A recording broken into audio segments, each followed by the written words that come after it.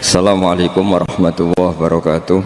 Bismillahirrahmanirrahim. Di barokahnya Nur Islam itu di seluruh dunia itu mengkaji Nur Islam, ya, mengkaji di semua sistem dunia. Seorang di semua sistem dunia, termasuk di Amerika itu kalau nangani sesuatu ya pakai Nur Islam. Meskipun mereka tetap non Muslim.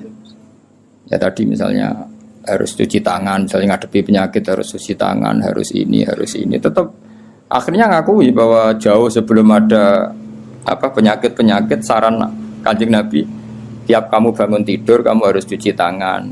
Fa innaka la tadri, karena kamu tidak tahu aina batat yadaka, tangan kamu kemana. Ada yang baca aina batat yaduhu, ya kalau tasniyah berarti apa? Yadaka pakai alif. Itu Islam. Mulai dulu menyarankan apa? Terus mulai dulu ya sarannya Islam ya pakai air sing warid yang ngalir. Sehingga cara wong kuno nganggo padasan dulu, sekarang malah pakai keran. Itu jauh sebelum ada anjuran pemerintah pakai air ngalir. Kudune santri wis biasa. Jadi banyak ilmu yang menurut mereka baru, cara santri itu ya biasa aja. Karena memang kita hidupnya kan sudah benar, sudah waras. Sehingga benar kan nasibnya. Nah, pola hidup kita ini sudah waras, sudah bagus. Nah, soal solusi sosial malah gampang lagi. Saya beberapa kali ada orang konsultasi ke saya, solusi sosial Islam lebih hebat lagi. Dari awal Islam menghentikan to'amul wahid yakfi isnain wa to'amus isnain yakfi arba'atan. Jadi satu orang punya rezeki itu harusnya bisa nanggung satu orang, dua orang bisa nanggung 4 orang. Artinya kan kita biasakan misalnya konco akrab sing sitok orang ditanggung temannya, satu keluarga yang kerja 2, satu rumah makan semua. Karena normalnya memang rezekinya orang satu itu bisa menghidupi orang 2, orang 3, orang 4. Nah, yang menjadi kacau agama ini kan gini. Yang kacau menurut agama adalah apa? Jatah yang papat tindak nung sitok mulai merusak kan langsung. Nah, sekarang banyak orang rakus gitu. Wong sak nampan kok tindak wong loro. Iku mulai rusak iku. Paham yo? Wetenge lho dididik, paham. Jadi sebetulnya menurut Islam itu kan to'amul wahid yakfi isnain, waktu amusnya ini yakfi arba. Itu malah walian. To'amul wahid yastaghribu to'ama arba'atin. Itu kan ribet kan? Ya saya mengkutus pura pengeran. Nah bayangkan kalau itu pejabat, kerakusan terhadap aset negara harusnya menyebar terus dikuasai 1-2 orang, kayak apa kacaunya dunia ini. Lah ya lagi-lagi semua itu Nur Muhammad, ajaran Rasulullah SAW tetap ajaran sing halul muskilat, bisa mengurai problem. Maka kita buktikan bahwa kita yang Islam itu hidup kita stabil, hidup kita nyaman. Kalau enggak ya bagian dari problem itu. Ya bagian dari apa? Problem itu. Tetap Kanjeng Nabi faqad nusirat fil kainati a'lamu ulumik. Jadi meskipun di negara non muslim semuanya sekarang mengkaji apa? Islam. Sejarah para malaikat ya faqad nusirat fil kainati a'lamu ulumik. Semua alam raya ini pasti nanti mengkaji ilmu Muhammad. Sekarang sedekah Rasulullah ketika Amerika yang mengkaji Islam, Eropa juga mengkaji, semua mengkaji Islam. Wa tabasyara lan dadi bunga apa al makhluqatu pira-pira makhluk dikudu hingga kelan tekani sira. Walam yaqul lan ora tetep sapa seun perkara mimma sing perkara khalaqa kang gawe sapa Allah taala illa jaa, kecuali teko apa se li amrika maring perintah sira Muhammad, perintah jenengan Muhammad qai'an iku wong sing taat. Wali maqalati ka iku sami'an lan maring dawuh jenengan iku sami'an ngrungokno. Terus nanti alam raya ini semuanya tunduk pada perintah Rasulullah sallallahu alaihi wasallam. Aku yakin dunia tambah kacau itu tetap tambah butuh Islam. Kayak sekarang dari dulu tuh Islam menyarankan supaya hidup itu sederhana. Warung donya kuwaco anggur wong ora sederhana. Warung ono kekacauan ini lagi menyarankan hidup sederhana. Jadi cara santri cara kene kan yes biasa urip. Jangan keluar kalau enggak penting. Dari awal Islam ngajarno min husni islamil mar'i tarkuhu malayan. Kok malah lagi roh saiki. Piye kok terlambat ilmune. Kita ini tahu mulai dulu pun. Pemene bagi sirati 2 ape metu opo. Sirati opo santeng ae no. Niku ora usah dilarang wis ra kelar metu. Paham ya, tapi mulai dulu kan kalau kita diumumkan jangan keluar kalau tidak penting. Dari itu dulu ajaran kita kan sebaik-baiknya Islam meninggalkan yang tidak penting.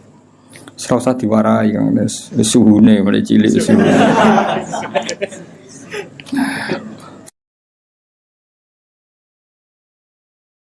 Fasaya tikal bairi mulai cerita mujizat. Fasa tika mongko bakal teko kang sira al bairu unta.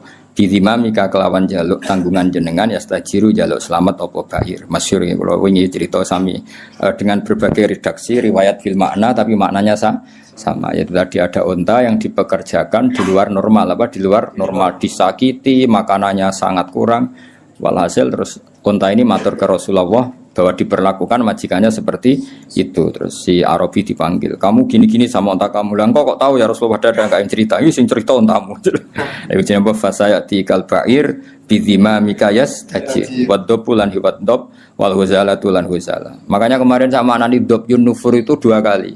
Itu kalau maksudnya tidak dob ya huzala. Karena kita tidak pernah tahu dob yun nufur apa dob yun nufur, kan kita enggak jamin harokatnya itu benar apa?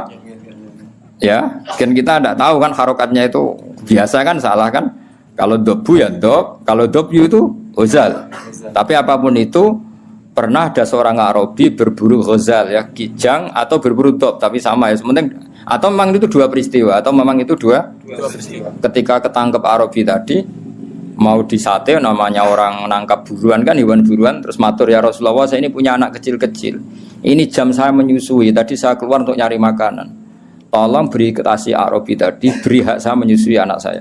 Setelah anak saya tidak butuh susuan saya nanti kembali ke sini siap ditangkap Arabi ini. Terus akhirnya Rasulullah minta si Arabi tadi, terus dituruti sama Arabi. Dan dobnya ini tidak nyulaini janji, setelah selesai semua kembali. Itu jenis apa? Waddobu wal huzalah. Nah yang kemarin apa? Inta apa dobjun nufuru tadi yang kemarin itu saya tidak tahu. Makanya dobyu atau dobu kita tidak tahu. Tapi apapun itu tetap maknanya itu minta tolong Rasulullah apa? Minta tolong Rasulullah.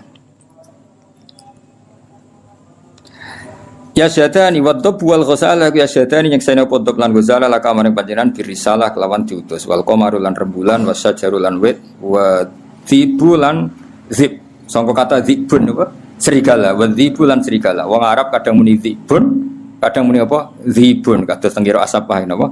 Zibun atau apa? Zibun. Iku yantikuna padha ngucap kabeh yantikuna padha ngucap kabeh binubu atika kelan nabine panjenengan angkoribin saking wektu sing parek.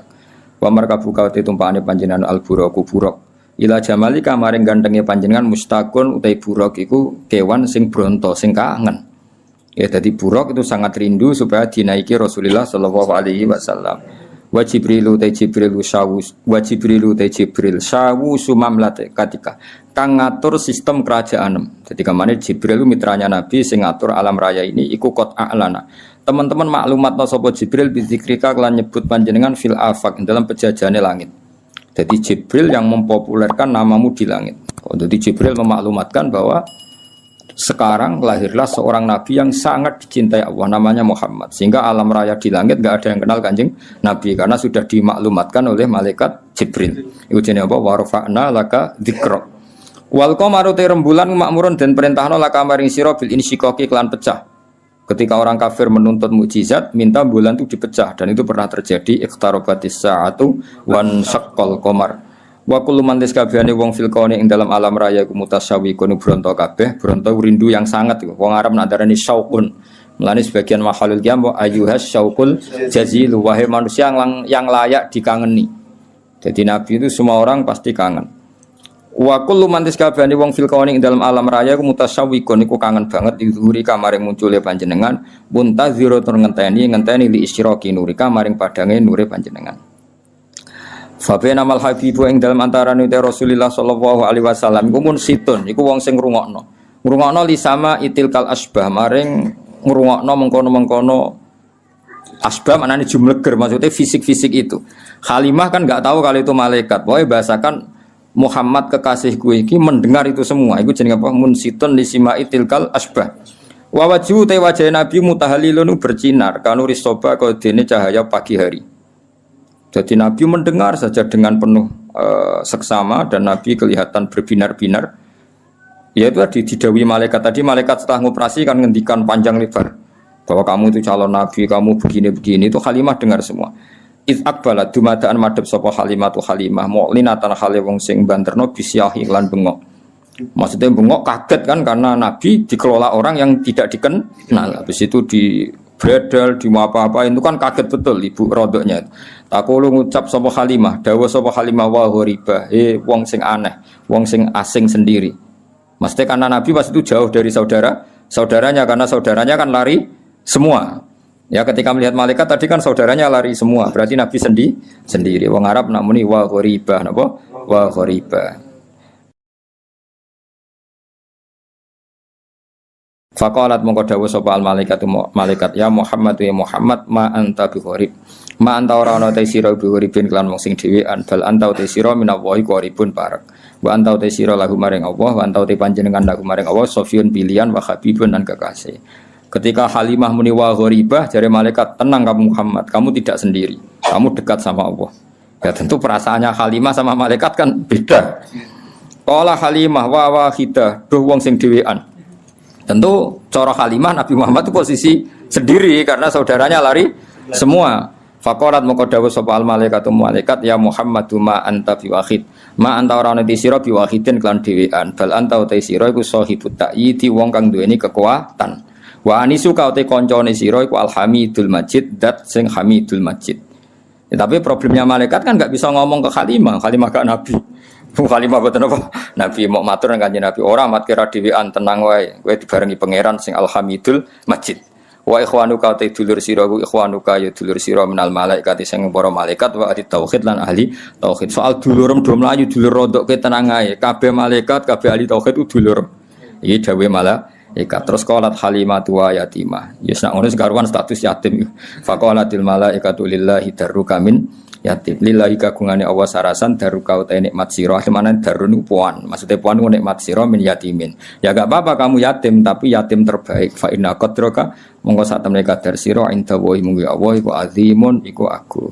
Ini cerita Nabi ketika ketemu Nabi Adam. Fa idza nazara qibala yaminih dhahika wa idza nazara qibala shimalih baka. Nabi Adam ketika melihat ke kanan tuh senyum-senyum senang sekali tapi kalau kamu melihat ke kiri itu nangis. Lalu Rasulullah SAW tanya ke malaikat Jibril, itu siapa? Itu Adam. Dan yang kelompok di kanan itu ahli surga, maka beliau kalau melihat senang sekali, dan kalau yang di kiri itu ahli neraka, kalau beliau melihat itu susah sekali. Artinya apa? Betapa susahnya jadi Nabi Adam itu. Jadi kalau misalnya ada koruptor ketangkep gitu ya, yang nangkep ya cucunya, yang ditangkep juga cucunya. Kalau kita punya anak 10 itu, terus yang satu misalnya nyuri milik temannya, milik saudaranya itu, sing naboi ya anaknya, yang ditaboi juga anaknya. Kayak apa tersiksanya seorang Nabi Adam? Karena nggak punya pilihan, pasti dari sekian kasus dolim dan mazlum, yang mendolimi maupun yang didolimi itu pasti anak cucunya. Jadi betapa susahnya seorang Nabi Adam. Jadi termasuk kearifan kita sebagai manusia itu belajar dari takdir yang kita hadapi, yaitu keterbatasan kita sebagai manusia. Kita harus bisa ngelola kegagalan, terima kodok kodar. Makanya kata Mbah Mun, abahnya Gus Yasin itu sering cerita ke saya, iman itu paling dhuwur itu iman kodok kodar, khairihi wa syarrihi minallah. Kita harus punya kesiapan iman khairihi wa syarrihi minallah. Bahwa segala kebaikan, segala syar itu sudah digariskan oleh Allah Ta'ala. Kita bisa apa sebagai manusia. Jadi pertama Nabi Muhammad ketemu di as-sama idunya, langit paling dekat, itu ketemu Nabi Adam dengan kondisi seperti tadi. Kalau melihat ke kanan itu senyum karena itu anak-anak beliau, turunan beliau yang ahli surga. Kalau melihat ke kiri itu nangis karena itu cucu beliau yang ditakdir tidak jadi orang baik. Artinya kalau ada peristiwa sosial apa saja, yang satu zalim, yang satu mazlum, atau yang satu benar, yang satu salah, atau sama-sama benar tapi salah paham, itu semua adalah cucu Nabi Adam alaihi salam, dan itu membuat beliau kadang-kadang dohika, kadang-kadang senyum, kadang-kadang baka, kadang-kadang nangis. Jadi itu yang menjadikan tambahnya arifnya Rasulullah SAW. Saya teruskan, Qultu ya Jibril man hadha qal hadha Adam wa hadhil aswida an yamini wa an shimalih nasamu bani. Fa ahlul yamin ahlul jannah wal aswida allati an shimali ahlun nar. Fa idza nazara qibala yamini dohika wa idza nazara qibala shimalihi baka. Itu seperti misalnya kita punya anak 5, yang satu sukses jadi profesor doktor atau jadi orang alim, yang satu sekolah saja agak naik, misalnya sudah agak naik, entek no dunia itu menghabiskan harta itu kan Tapi barokahnya itu mungkin kita mau jadi sombong nggak jadi gitu karena punya anak yang nggak sukses. Mungkin barokahnya punya anak yang sukses itu meredam keangkuhan kita, terus kita menjadi orang yang sopan dengan tetangga, dengan orang lain karena dipaksa punya hal-hal yang seperti itu. Jadi semua yang ditakdir Allah kalau kita ridha itu pasti baik. Karena ya kata yang ngarang kitab hikam itu orang tawadhu itu kalau dinasehati pakai teks saja tidak cukup. Kalau punya utang tuh tawaduk sendiri gitu. Guyonannya orang-orang kiai gitu gitu. Ada orang sombong. Supaya ada sombong kalau dia ketemu orang yang ngutangin tuh pasti sopan sendiri. Jadi kalau dinasehati suruh sopan susah. Tapi kalau ketemu orang yang ngutangin atau ketemu orang yang dia butuh pasti dengan sendirinya sopan sendiri. Atau ketemu orang yang menjadikan anaknya dapat pekerjaan, menjadikan keluarganya dapat job pekerjaan. Pasti dia sopan sendiri karena utang jasa. Nah kalau kita pasti sopan sama orang yang ngutangi kita, yang menolong kita, apalagi dengan Allah Ta'ala yang semua yang kita pakai pasti dari Allah Ta'ala. Dengan demikian sudah keharusan kita sangat-sangat sopan pada Allah Ta'ala. Yang implementasinya dengan sujud dan dengan sholat. Itu juga yang dibawa dari hasil Mi'raj. Ini saya baca teksnya ya, saya tadi jam 9 baca Bukhari di Kudus sama beberapa habaib, Alhamdulillah. Sekarang saya teruskan dengan Sahih Muslim. Termasuk kitab 6 yang paling dipakai ahli sunnah itu Al-Kutubus Sittah, yang paling pokok itu adalah Bukhari Muslim. Terus kemudian naik-naik terus ketemu Maror bi Musa alaihi salam. Ini nabinya Bani Israel. Saya kemudian ketemu dengan Nabi Musa alaihi salam. Nabi Musa itu nabinya Bani Israel. Jadi orang Bani Israel itu bawaannya itu protes. Protes itu komplain. Ketika makomnya beliau dilewati Rasulullah SAW, kelas beliau sebagai nabi, beliau nangis. Ketika nangis ditanya, "Ma yubkika, kenapa engkau nangis ya Musa?" Terus ini saya baca supaya seperti teksnya. Kata Nabi Musa, "Rabbi hadza ghulamun ba'astahu ba'di, yadkhulu min ummatihi al-jannata aktsaru mimma yadkhulu min ummati." Ini lelaki atau nabi junior, nabi yang datangnya setelah saya, mestinya senior saya. Tapi nabi ini sukses, umatnya lebih banyak masuk surga ketimbang saya. Ini yang bikin saya nangis. Jadi pikirannya Nabi Musa kalau beliau senior, beliau lebih dulu ya umatnya lebih banyak masuk surga. Ternyata enggak, masih banyak umatnya Rasulullah SAW. Dan ini gaya beliau yang suka protes itu berkah karena protesnya orang soleh. Saya ulang lagi, apa-apa kalau dilakukan orang soleh itu pasti barokah.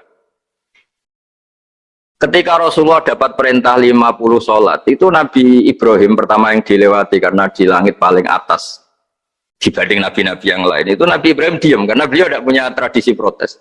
Semua nabi diam karena Allah memerintahkan pasti sudah bagus lah, sudah diukur kekuatan hambanya. Tapi ketika Nabi Musa, beliau orang pertama komplain. Dapat apa kamu ya Muhammad? Dapat 100 sholat, dapat 50 sholat. Apa komentar Nabi Musa? Umat saya lebih gagah-gagah, lebih keren-keren. Pernah saya uji itu tidak ada yang mampu, apalagi umat kamu. Maka kamu mintalah keringanan. Fas'alhu takhfif, kamu harus minta keringanan. Masyhur itu riwayat itu. Kemudian Nabi minta keringanan sama Allah dipotong hanya 5. 5 masih 45, dipotong lagi 5 masih 40 sampai 9 kali pemotongan. Akhirnya jadi 5 sholat. Itu satu menjadi pelajaran bahwa hubungan dengan Allah Ta'ala itu tidak perlu malu karena Allah itu suka dimintain. Mestinya kan dipotong 5 minta lagi sungkan, dipotong lagi 5 minta lagi sungkan, tapi ternyata berkali-kali. Bahkan ketika sudah 5 itu Nabi Musa masih bilang, ya Muhammad minta lagi keringanan. Jadi kalau itu dikabulkan itu jadi tidak ada sholat itu kalau 5 masih minta. Nah, sampai Rasulullah itu tanya ke Jibril, ya Jibril bagaimana dengan gaya komplainnya Nabi Musa? Hiddah itu sering komplain. Jawabnya malaikat Jibril, ya roh hiddata, Allah tahu betul tentang komplainnya Musa dan Allah senang. Ya karena bawaan beliau begitu. Ini penting saya utarakan bahwa dalam Islam itu orang yang lemah lembut, yang samahah, Allahun halim, kayak Nabi Ibrahim itu juga Allah suka. Yang suka komplain tapi demi hak, bukan demi konflik, saya ulang lagi demi hak, bukan demi konflik, juga Allah suka. Itu kita menjadi dapat sholat yang hanya 5, itu barokahnya komplainnya Nabi Musa. Karena kita yang lemah ini diukur dengan umat beliau yang kuat, ternyata umat beliau tidak kuat. Barokahnya tidak kuat itu dipakai tolak ukur, apalagi umatmu yang Muhammad. Kemudian itu yang menjadikan Nabi sebagai orang yang sangat tawaduk, karena yang merintahkan itu senior.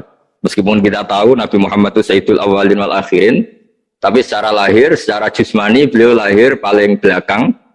Dan secara lahir juga beliau Nabi paling terakhir. Jadi secara hukum adab beliau harus sopan. Tentu sopan itu jadi panutan kita. Meskipun kita tahu hakikat beliau adalah Sayyidul Awwalin wal Akhirin. Secara hakikat. Nanti kita bicara lebih jauh tentang jusmani dan ruhani. Nah akhirnya keturutan sampai 5 sholat yang kita lakukan sekarang itu barokahnya komplainnya Nabi Musa. Banyak di cerita-cerita kitab hadis. Ketika Nabi Musa ngaji sama Nabi Khidir, itu komplainnya Nabi Musa menjadi fikih yang luar biasa, kata kitab Ibnu Hajar al-Asqalani, Fathul Bari. Ketika beliau ngaji sama Nabi Khidir, kemudian Nabi Khidir itu dipinjemin perahu sama masyarakat. Sudah dipinjemin karena beliau majanan ya, dikasih gratis. Tapi di tengah-tengah perjalanan perahunya itu dilubangi. Nabi Musa komplain, akhirat tahari tukhriqu ahla, masa kamu lubangin padahal kamu naik, nanti gimana, kamu sudah pinjem, nggak bayar, masih merusak lagi, itu apa-apaan. Nabi Khidir ya rileks saja, ilmu kamu belum cukup untuk menganalisis ini. Begitu juga ada 3 peristiwa yang Nabi Musa itu selalu komplain. Apa yang dikatakan Ibnu Hajar al-Asqalani itu kitab yang sangat bagus sekali. Justru dengan protes itu Nabi Musa punya kelas di atas Nabi Khidir, karena orang nggak boleh sukut alal mungkar, karena secara fikih orang itu tidak boleh mendiamkan suatu yang buruk. Kita tahu dalam aturan fikih di antara kewajiban kita adalah ingkarul mungkar, mengingkari suatu yang memang harus diingkari. Ya meskipun tentu tidak dengan sikap destruktif yang merusak dan apa, tapi yang nggak baik tentu kita ingkari. Perilaku Nabi Khidir yang melubangi perahu yang tidak miliknya, padahal yang punya perahu sudah menonton, itu perilaku yang nggak baik. Sehingga Nabi Musa protes. Justru protesnya Nabi Musa ini menjadikan beliau selalu di kelas fikih terbaik, yaitu ingkarul mungkar, mengingkari barang yang harus diingkari. Tapi tentu Nabi Khidir juga nggak salah, karena beliau punya perhitungan di depan nanti itu ada begal-begal, ada kekuatan yang nggak baik, yang selalu akan membegal perahu-perahu yang kondisinya sempurna.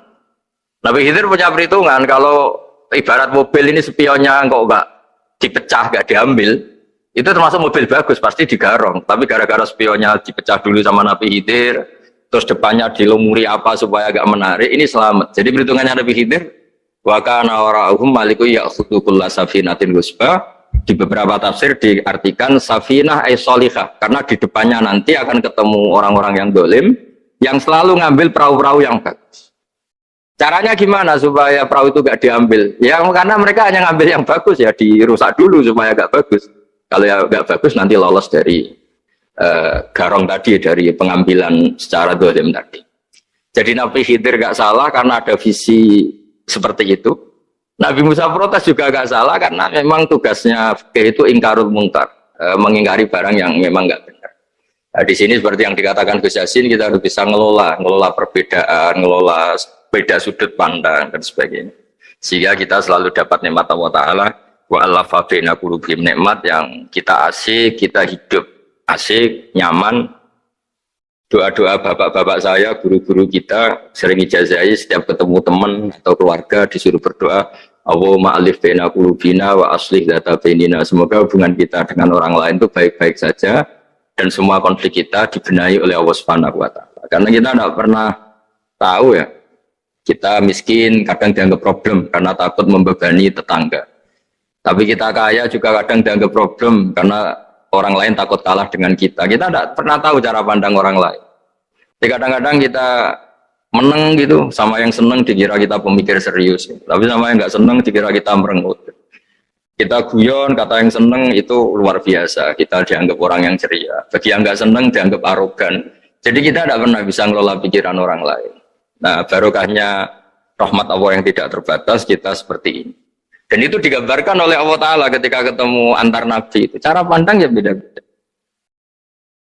Nabi Ibrahim itu kalau melihat orang yang nggak benar, itu ya ngendikannya faman tabi'ani fa innahu minni wa man asani fa innaka ghafurur rahim. Ya Allah, yang ikut saya ya karuan kelompok saya, yang tidak ikut saya semoga engkau banyak mengampuni mereka. Nabi Nuh beda sekali cara pandang. Nabi Isa ubudiyah murni. Ketika melihat orang yang nggak benar, beliau tidak ngambil sikap. Beliau ngendikan intu adzibhum fa innahum ibadu. Kalau engkau seksa nggih monggo Gusti, itu hamba-hamba jenengan, itu terserah jenengan. Wa in taghfir lahum, kalau engkau ampuni nggih monggo, jenengan yang punya pertimbangan lebih bijak. Dan itu yang dalam banyak hadis ketika Rasulullah SAW melihat umatnya di akhir zaman yang macam-macam, Nabi ngambil sikap kayak sikapnya Nabi Isa. Sebagian riwayat Nabi mengatakan fa'aqulu kama qala al-abdus soleh. Saya akan ngambil sikap kayak sikapnya al-abdus soleh. Di hadis itu diredaksikan yaitu dengan redaksi intu azibhum fa'inum ibaduk wa intaghfir lahum fa'innaka antal azizul hakim. Ya, saya teruskan. Kemudian akhirnya Rasulullah SAW sampai ke Sidratil Muntaha. Wa ra'aitu Ibrahim alaihi salam wa ana asbahu waladih bih. Ketika ketemu Nabi Ibrahim, hubungan Rasulullah itu sangat emosional. Beliau yang pertama diceritakan, saya ketika ketemu Nabi Ibrahim itu senang sekali karena ternyata saya ini cucu beliau, turunan beliau yang paling mirip beliau. Jadi ini unik, dari sekian peristiwa besar, peristiwa langit, kemudian Nabi ada hubungan emosional yang luar biasa ketika ketemu Nabi Ibrahim. Pertama yang dikatakan Nabi, wa ana asbahu waladihi. Saya adalah cucu yang paling mirip beliau. Dan ini kita tahu akhirnya di semua syariat kita istilah resminya itu anit tabi millata Ibrahim hanifa. Di istilah resmi agama kita millata abikum Ibrahim, agama leluhur kamu Ibrahim. Kita ketika baca sholawat Allahumma sholli ala sayyidina Muhammad, terusannya juga kama sholli ta'ala sayyidina Ibrahim wa ala ali Ibrahim. Dan seterusnya dan seterusnya. Kemudian yang terakhir saya cerita secara akidah Ahlussunnah wal Jamaah yang dianut oleh Imam Asy'ari dan Maturidi. Meskipun secara lahir itu Nabi mengalami pertemuan dengan Allah di Sidratil Muntaha, tapi tetap saja kita cara pandang bahwa Allah Ta'ala itu mukhalafatul hawadis. Allah tidak bisa kamu andekan di satu tempat terus mengalami hal-hal yang kita alami sebagai makhluk. Sebab itu sirinya kenapa di surat Isra dimulai dari subhanalladzi. Allah tetap maha suci. Maha suci itu artinya terbebas dari yang kita alami. Allah selalu mukhalafatul hawadis. Allah la yahtaju ila makarin. Allah tidak butuh tempat. Allah tidak butuh waktu. Allah tidak butuh semua. Karena Allah itu qayyum. Allah itu qiyamuhu binafsihi, berdiri sendiri. Allah tidak butuh aras. Allah tidak butuh kursi. Tapi eksistensi kursi yang butuh Allah. Allah tidak butuh aras, tidak butuh kursi. Tidak butuh langit, semuanya itu berdiri karena Allah, bukan sebaliknya Allah berdiri di atas semuanya. Sehingga kita mulai kecil diajari Allah itu siapa? Al-Qayyum, kalau bahasa kita qiyamuhu binafsi, selalu berdiri sendiri, dan Allah itu Al-Ghaniyul Mutlaq, nggak butuh yang lain. Di sini pentingnya selalu Nabi ngintikan subhanallah, subhanallah, wiridanya tetap Allah itu maha suci, Allah maha besar, Allah maha agung, dan keagungannya diantara ditandai dia punya sifat yang tidak sifat kita. Dia punya keabadian yang tidak bisa kita miliki. Dia punya semuanya yang tidak kita miliki. Itu sebab itu dimulai subhanalladzi asra bi 'abdi lailam minal masjidil haram. Jadi kata subhana ini maha suci itu maha suci dari tempat, dari waktu, dari apa saja. Meskipun Allah punya adat, punya sunnah memperlakukan hambanya itu dengan logika atau bayangan yang dibayangkan seorang hambanya. Sehingga seakan-akan kita ini ya ketemu, seakan-akan kita bisa ini melihat. Sehingga di surga disebut kita ini melihat Allah. Tapi semua ahli sunnah mengatakan, tapi kamu melihat Allah itu tetap saja bila kaifin walan khisorin. Tidak bisa terus menciri. Menciri itu bisa membatasi sifatnya Allah itu begini-begini, tidak bisa. Tetap Allah itu la tudrikul absar wa huwa yudrikul absar. Tapi kita bisa disebut melihat dengan kemakhlukan kita yang profan. Di surga disebut melihat, tapi bukan melihat yang kayak kita melihat antar makhluk yang terus bisa apa itu cerita detail, cerita spesifik, cerita apa tidak bisa. La tudrikul absar. Ini hebatnya ulama-ulama kita, selalu cerita Mi'raj, cerita nazar ila wa fil jannah, melihat Allah di surga, tapi bersamaan dengan itu selalu cerita Allah itu mukhalafatul hawadis, Allah itu laisa kamislihi syai'un. Jadi terima kasih Gajang utamanya pada Gus Yasin dan yang membantu semuanya. Barokahnya kita ketemu bisa ngaji, supaya barokah saya baca teks aslinya di hadisil Isra, karena tadi saya jam 9 sudah baca Bukhari, ini supaya dapat berkah saya ini baca Sahih Muslim. Begini ya, saya tak cerita karena saya baca kitab tuh banyak sekali. Ini bukan dalam konteks sombong atau takabur, boten. Saya cerita baca kitab banyak itu supaya sampean tahu bahwa pikiran saya ini mamluk, dipenuhi dengan pikiran-pikiran ulama dulu karena saya sering baca. Jadi tidak pikiran saya sendiri. Khusyuk itu maknanya takut. Ya takut itu ya maknanya takut. Takut itu ya kelas-kelasan. Misalnya saya dipanggil bapak saya, "Bahak sini." Sekedar datang ke tempat itu meskipun nggak niat nurut. Saya ulang lagi, sekedar datang ke tempat beliau manggil saya meskipun nggak niat nurut, itu sudah satu poin tertentu. Karena dipanggil terus menghadap itu sudah bagus. Meskipun di hati saya nanti saya bilang nggak mau, saya mau main. Tapi itu sudah poin tersendiri. Karena bandingannya akbala dalam bahasa Arab itu adbaro. Adbaro itu dari kata dubur. Dubur itu membelakangi. Daripada misalnya dipanggil bahak sini, malah lari menjauh. Membelakangi. Kalau dalam bahasa Arab adbaro itu menjadikan duburnya di belakangnya. Makanya bandingannya akbala itu menghadap dengan muka. Kalau adbaro orang di belakangi pakai duburnya. Maka dalam bahasa Arab disebut adbaro. Nah, sehingga terburuk dari seorang hamba itu adbaro, dipanggil ndak moro, dipanggil ndak menuju yang dipanggil, malah menjauh. Nah, menjauh ini dalam bahasa Arab itu kadang dibahasakan tawalla. Tawalla itu mengo itu menghindari, atau adbaro membelakang. Jadi kalau Anda sholat kok masih sering salah, dan saya yakin semua orang juga gitu, kalau nggak nabi, nggak wali itu ada ya kesalahan-kesalahan yang tidak fatal-fatal banget karena ada kebaikan yang Anda lakukan, yaitu ketika Anda dipanggil, Anda istijabah, Anda mengiyakan dengan menghadap. Ya, itu sudah bagus. Nah, setelah menghadap ternyata disuruh apa itu tidak nurut. Disuruh apa gak nurut itu satu kesalahan yang tidak mengganggu poin pertama tadi Anda menghadap. Sehingga banyak cerita di hadis-hadis ada sahabat yang zaman itu tidak soleh-soleh banget. Zaman itu ketika Nabi, saya ini mau sholat ya Rasulullah, tapi jangan diminta berhenti dari begini-begini. Beliau menyebutkan sekian kemungkaran sahabat tadi. Nabi komentarnya itu sayan hahumayakul. Nanti kalau sering sholat lama-lama ya nggak begitu. Nah, ini kelirunya kita sebagai manusia. Lama-lama juga baik, itu kita kira itu terus harus sekarang gitu loh. Nah, itu keliru, harus sekarang itu keliru. Bisa saja kita ini setiap sholat pasti sudah ditulis Allah, nanti itu mati baik. Belalang nanti habis asar sebelum kita maksiat sudah mati, habis sisa sebelum kita maksiat lagi sudah mati. Jadi barokahnya sholat itu ada waktu yang potensi ya, potensi sholat itu akhir kenangan kita, sholat itu identitas kita, sholat itu status kita. Nah, karena kita sholat itu pakai niat, niat itu komitmen. Sementara kalau Anda maksiat itu tidak pakai niat, karena zallah. Zallah itu ya ada niat maksiat, tahu-tahu mungkin di bis ketemu orang cantik, terus agak jelalatan, tapi kan tidak niat. Tapi kalau sampai sholat kan datang ke masjid, bayangkan diimami ini, nanti kamu takbir, nanti kamu baca ini, baca ini. Jadi benar-benar komitmen, itu status kita. Kata Said Zabidi disebut mautinuhu wa haqiqatuh. Baiknya umat Islam itu kalau taat itu mautinu, itu alamat resminya, itu statusnya, kata Said Zabidi. Tapi kalau dia maksiat itu zallah, zallah itu kepleset. Jadi tidak pernah jadi status kita. Semoga semua maksiat kita ini tidak status, tapi zallah. Tapi ketika taat itu status, hakikat kita. Maka falau butiyah ya haqiqatuh wa mautinuhu wa dzatuh. Ini kata Said Abdul Az-Zabidi pengarang Ithal. Orang Islam itu orang yang ketika ibadah itu identitasnya betul, ketika ibadah itu Allahu Akbar, dia berharap rahmatnya Allah gini-gini. Nah, ketika salah dia zallah, dia ngantor ya ada niat korupsi, dia ingin memenai negara ini, dia nyai juga agak ingin macam-macam gitu. Ya tapi karena manusia terus ada zallah. Nah, semoga semua kesalahan kita ini zallah itu ya cara Jawa kepleset, tidak mental.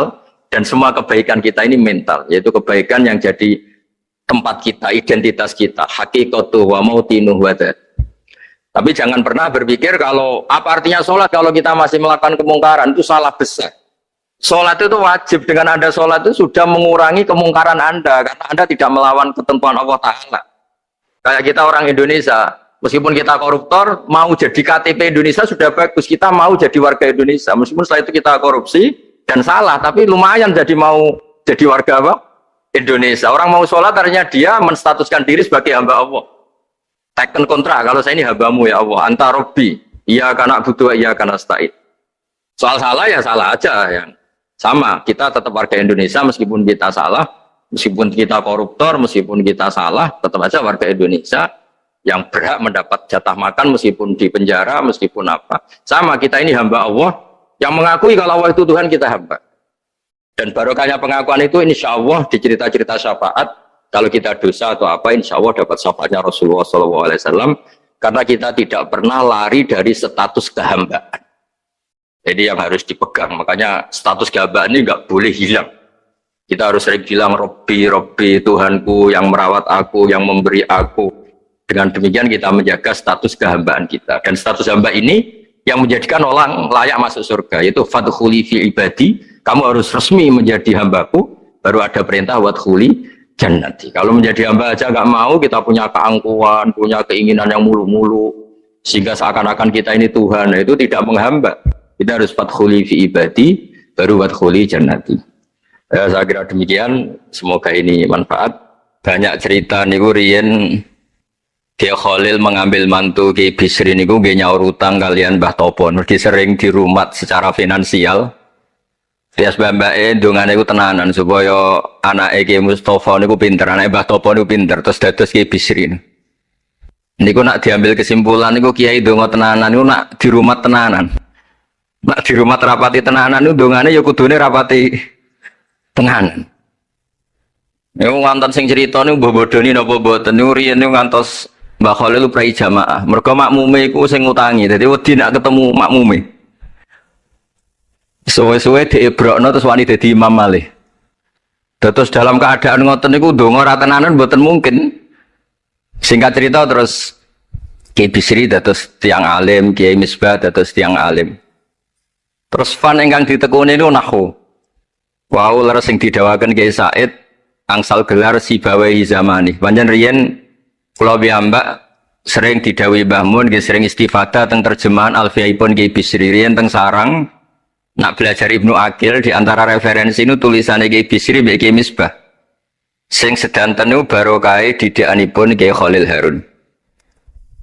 Kula piyambak zuriyah saking Mbah Dimyati. Mbah Dimyati riyen teng sarang keculuke putra angkate Kiai Umar Harun. Kiai Umar mboten gadah putra. Kalau cerita silsilah sing radi serius. Dados niki wali ane Gus Yofur wau mun rilek niki kula sing cerita serius. Riyen syaraté wong alim niku sinau riyen, sinau badhe niku diskusi kalian sing sak level. Badhe niku nembe ngaji. Sehingga nak ngaji kantun nyocokno niki kangge santri-santri Rodotul Thalibin. Dados kisah hal sebelum ngaji Mbah Zubair niku sinau riyen. Misale piyambake macane tajibu, mengke kiyaine maca tajibus sholatu. Mengke diskusi terus ngaos Mbah Zubair. Angger macane wis kembar terus berarti aku wis pinter. Karena yang memutuskan rofa nasab itu tidak kiainya tapi dia. Dados kantun nyemak. Ki bengi tak waca rofa kok kiai ku rofa, berarti ilmuku wis padha. Aku maca nasab kok kiai ku nasab berarti padha. Aku maca jer kiai ku jer wis padha. Nah santri-santri kan boten ngaji boten persiapan. Teko ngaji mbek takok halaman.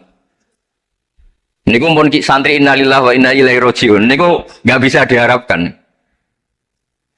Terus kula riyen niku GR alim niku nggih alasan perkara ini sinau riyen. Dadi agar bangun maca kok mun kembarane 90% apa 80% nggih mun setengah ngalim. Kok nak salah kok sampai 90% ya goblok banget. Saniki mboten santri sinau mboten persiapan ngaji takok halaman tok ndi. Menyenggai sholawat. Salam Muhammad shollallahu alaihi wasallam. Mboten mikir wong kiai ini maca Allahumma sholli ala Muhammad malah ngongkon kiai ini sholli alaihi itu nak diterjemahkan Allahumma sholli ala Muhammad terus dekne ngomong sholli alaihi. Nggih monggo jenengan maca sholawat. Wong sholli nu fil amar. Tapi wong jenenge wong ora mikir nggih. Terus niku ruwet. Terus niki kula cerita sing serius kersane jenengan pirsa bilih sing mintera wong ra bakat pinter niku nggih kangelan tenan.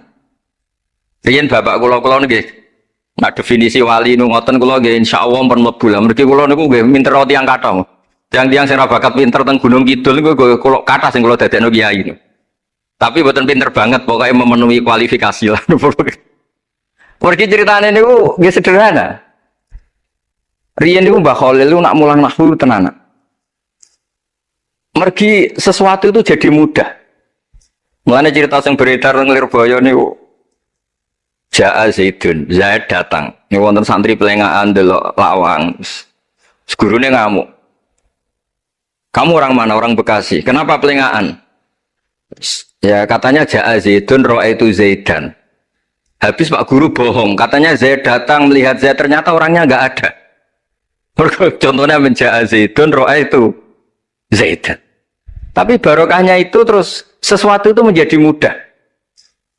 Nah ini sing dawe Mbah Mun, sing didawakan Gus Zofur kalau aja eling dawe Mbah Mun, gelem ra gelem Allah kudu gawe wong alim kok wong Jawa. Mergo wis kadung dawuh Islam iku kafatal linnas untuk semuanya. Fasibawai Farisiun, Imam Sibawai itu orang Persia. Imam Ghazali juga Tos itu Persia. Banyak orang alim dari Irak itu Babylon, itu tidak Arab. Karena Islam ini kafatal linnas. Makanya gelem ra gelem guyonane Mbah Mun niku Allah kudu gawe wong-wong koyok Warijo, koyok Kirun kudu dadi wong alim. Guling-gilingan nah Islam tidak milik orang Arab saja tapi kafatal linnas. Niku nak cara paham. Dadi mumpun dadi janjine pangeran. Mulane sing mondok Arab nggih monggo, sing mondok pundi mawon nggih monggo, tapi Kiai Jawa tetep ndek jatah alim. Mergo niku mumpun kuota. Mumpun kuota. Terus riyen Mbah Fadl sing diceritakno Gus Zofur niku tiyang alim mboten mondok teng putih-putih teng Jawa. Mbah Sahal riyen alime nggih mondoke di antarane teng Sarah. Mergo mun jatah. Islam iki dawuh Mbah Mun kafatal linnas. Mulane Allah kudu gawe wong alim-alim sing wong Persia, wong Jawa, wong Cina. Imam Sibawai ini buatan tiang Arab. Mulane piyambake ra difrustasi nak debat mbek wong Arab. Masyhur yen ada ahli nahwu sing tiang Arab, namine Kisai. Piyambake Sibawai tiang Persia. Niku didu kalian seorang raja di depan umum kan maca qad kuntu azunnu annal aqrab asyaddulas atan minaz zambur. Faidan huwa hiya atau faidan huwa iya. Jari Imam Sibawai rofa, jari Imam Kiswai oleh rofa oleh nasok. Terus akhirnya dalam perdebatan itu, antuma roisa baldatikuma, kamu ini ketua dua negara anda karena anda yang terbaik. Lalu famanil hakim, terus keputusan ini di tangan siapa? Kamu orang terbaik di negara kamu semua.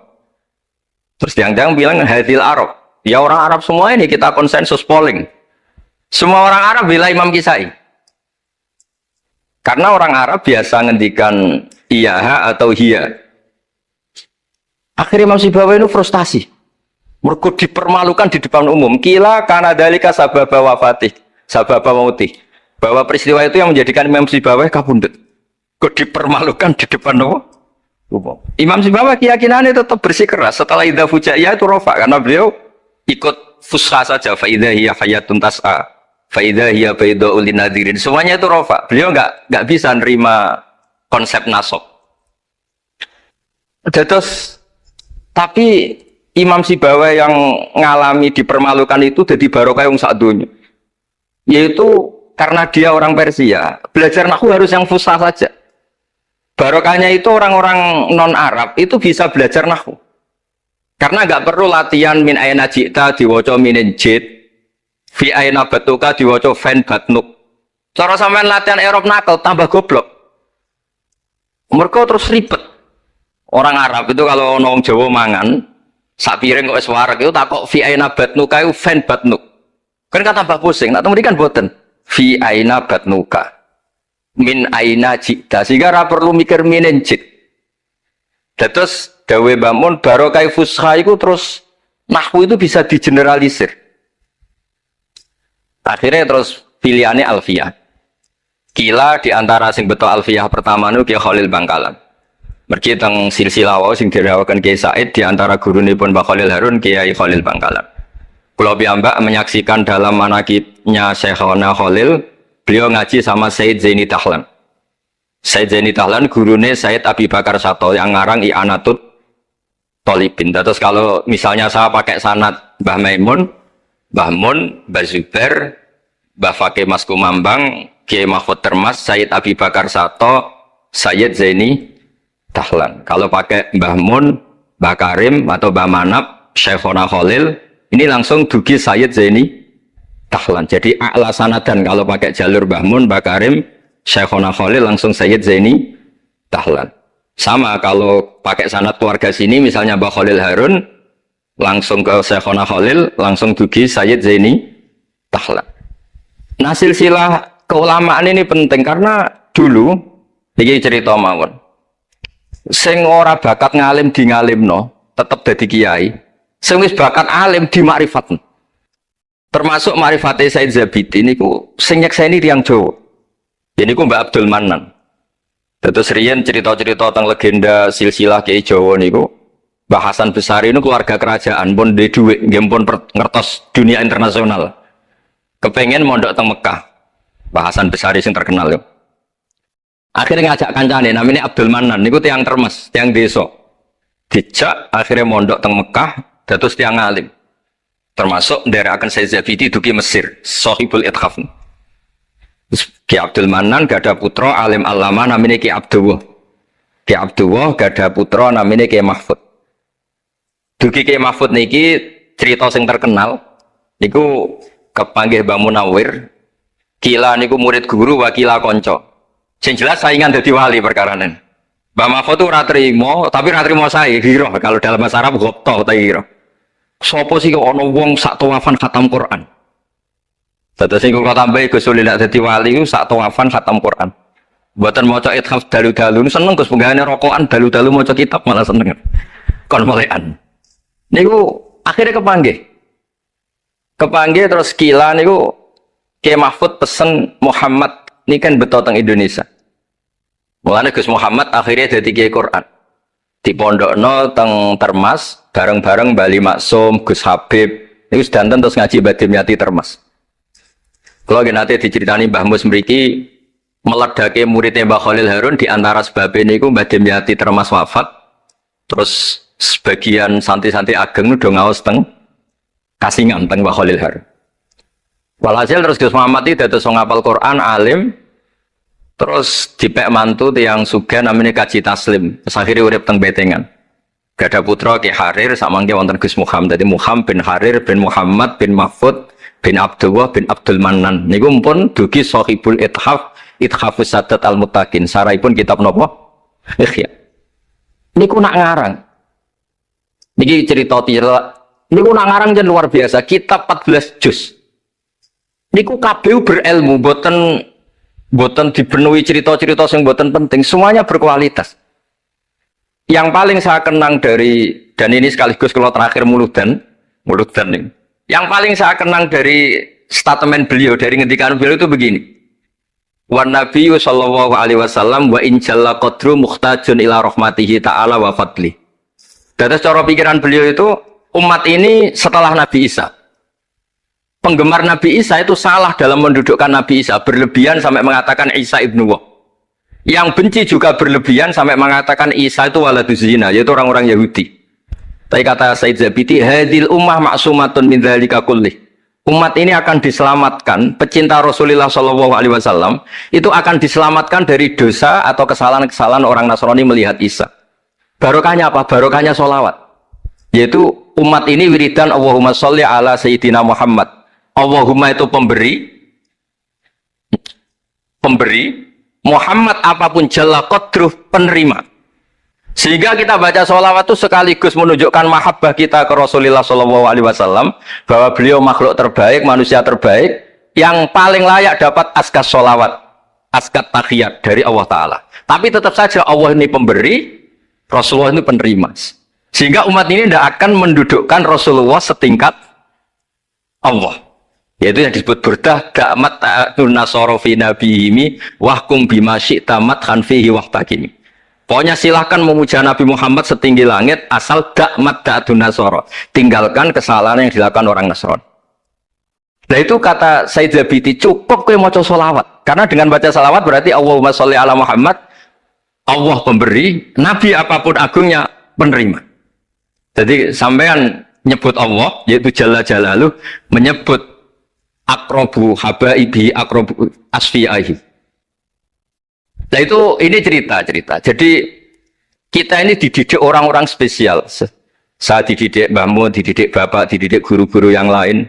Beliau dididik Mbah Zubair di antara gurunya Mbah Karim, Mbah Fakih dididik Mbah Mahfud dididik Ki Abdullah dididik Ki Abdul Manan.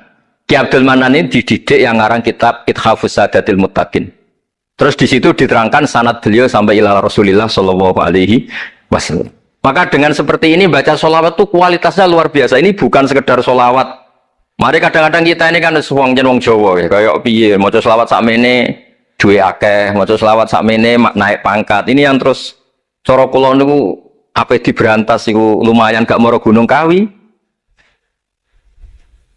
Tapi disetujoni kok kabeh kok dikompensasi materi.